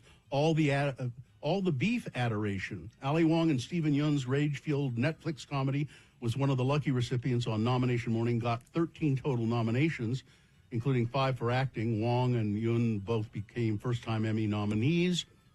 And Rolling Stone doesn't think they. This is a different article. Oh, okay. Now. I don't know who. I thought they were great in. But what I'm surprised is I feel like it just came out. That's true. No, I think that what this says is this story is saying we're surprised that it got so many nominations because it was so off. It's an off-kilter sort of thing. Yeah. I'm surprised it got nominations, but I'm glad it did because I thought it was pretty good. First Timers Club. I don't even know what that is. I don't know what it is. One, no. Riley Keough. Let's see. Oh, the First Timers Club. That's. That's not a show. It's people who are getting nominated for the first time. I hadn't heard of it. The people getting nominated for the first time: Riley Keough for the Daisy Jones, and Jenna Ortega for Wednesday. Bella Ramsey for The Last of Us. Dominique Fishback for Swarm. They're all good. Ali Wong and Stephen Yun, first timers. Aubrey Plaza got nominated for White Lotus. Yes, they are all good. Daniel Radcliffe for the Weird Al Yankovic story, which surprised Weird Al Yankovic. Jason Segel got nominated for Shrinking. Jeremy Allen White for The Bear. Jessica Chastain for George and Tammy. These are all first timers. Jessica Chastain was okay in that. Taron Egerton for Blackbird and Alan Ruck for Succession. Alan Ruck is great in Succession. Alan Ruck is good, and Taron Egerton was good in Blackbird too. Every single person that was in Succession. See, this is the thing. You listen to the Emmy nominations and compare it to the Oscar nominations, and there's so much good TV compared to movies. Is it any wonder people are staying home? And neither Yellowstone nor 1923 got any nominations, nor did Kevin Costner get a nomination. Well, that's your Hollywood prejudice against Westerns, Bill. That's what it is. Selena Gomez and Steve Martin snubbed for Only Murders in the Building. Selena Gomez didn't get nominated. She has not been nominated ever for that show. But Martin Short was. Yeah. That was interesting to me. It is. I'm curious because I think they split the vote on that one. I'm wondering if they lobbied for, let's just pick one of them. Let's just pick one of us. Good. We'll do rock, paper, scissors between the three of you, and Martin Short won. Yeah. And this article says Elizabeth Olsen was riveting as real-life murderer Candy Montgomery in Love and Death, but she did not get a nomination. Although Jesse Plemons did. Oh, yeah, he did. For supporting actor. Well, there you go. Who knows? It's all that Hollywood insider stuff. And this is all coming on the heels of the actors going on strike now. they're saying. Yeah, So the writers it's- have been on yeah. strike. Now the actors are. Yeah, so there was a big story yesterday that was released in the trades that said that the producers and the people in charge were like, we're just going to starve these writers out. We're not even going to talk to them for months. We're just going to let them get hungry, and then they'll beg us to come back. And so the actors today went, no, we're going to help them. Yeah. And if you don't have actors and you don't have writers, you got nothing. They're going on strikes essentially for the same reasons. I mean, they're not saying we're going on strike necessarily to support the writers, but we're going on strike for the same reasons that they went on strike. All the actors I follow are supporting the writers. Well, yeah, they do, but the main reason they're striking is that they're getting screwed over with streaming and residuals and all of that. All the production companies are screwing them over. It's a new world, and they need a new model. Yes. Things are different now. But the people that own everything don't want that. No. They like getting all their money and not paying the people that make the stuff that make us go to their thing to watch the... It's the people in charge just don't understand. We're not there because we're a fan of Bob Iger. I don't watch HBO because I love David Zaslav. But Bob Iger just got his contract renewed. Got his contract renewed, so I'm in favor of him. But yeah, I'm not a David Zaslav fan. I'll do anything he's in charge of. I'm a fan of the show Barry that's on Max, and who makes that? Those are the people who need to be paid.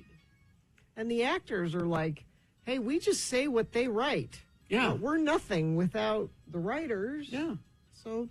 And I go to watch a show because of an actor, Mm-hmm. Or, do you know what? There are superstar writers and producers that you're like, this person always comes through for me, and I will file. It doesn't have to just be an actor. I mainly go to movies. I go to the movies in the theaters that I like. I don't care. Doesn't matter what's I don't care what the there. movie is. I like the theater.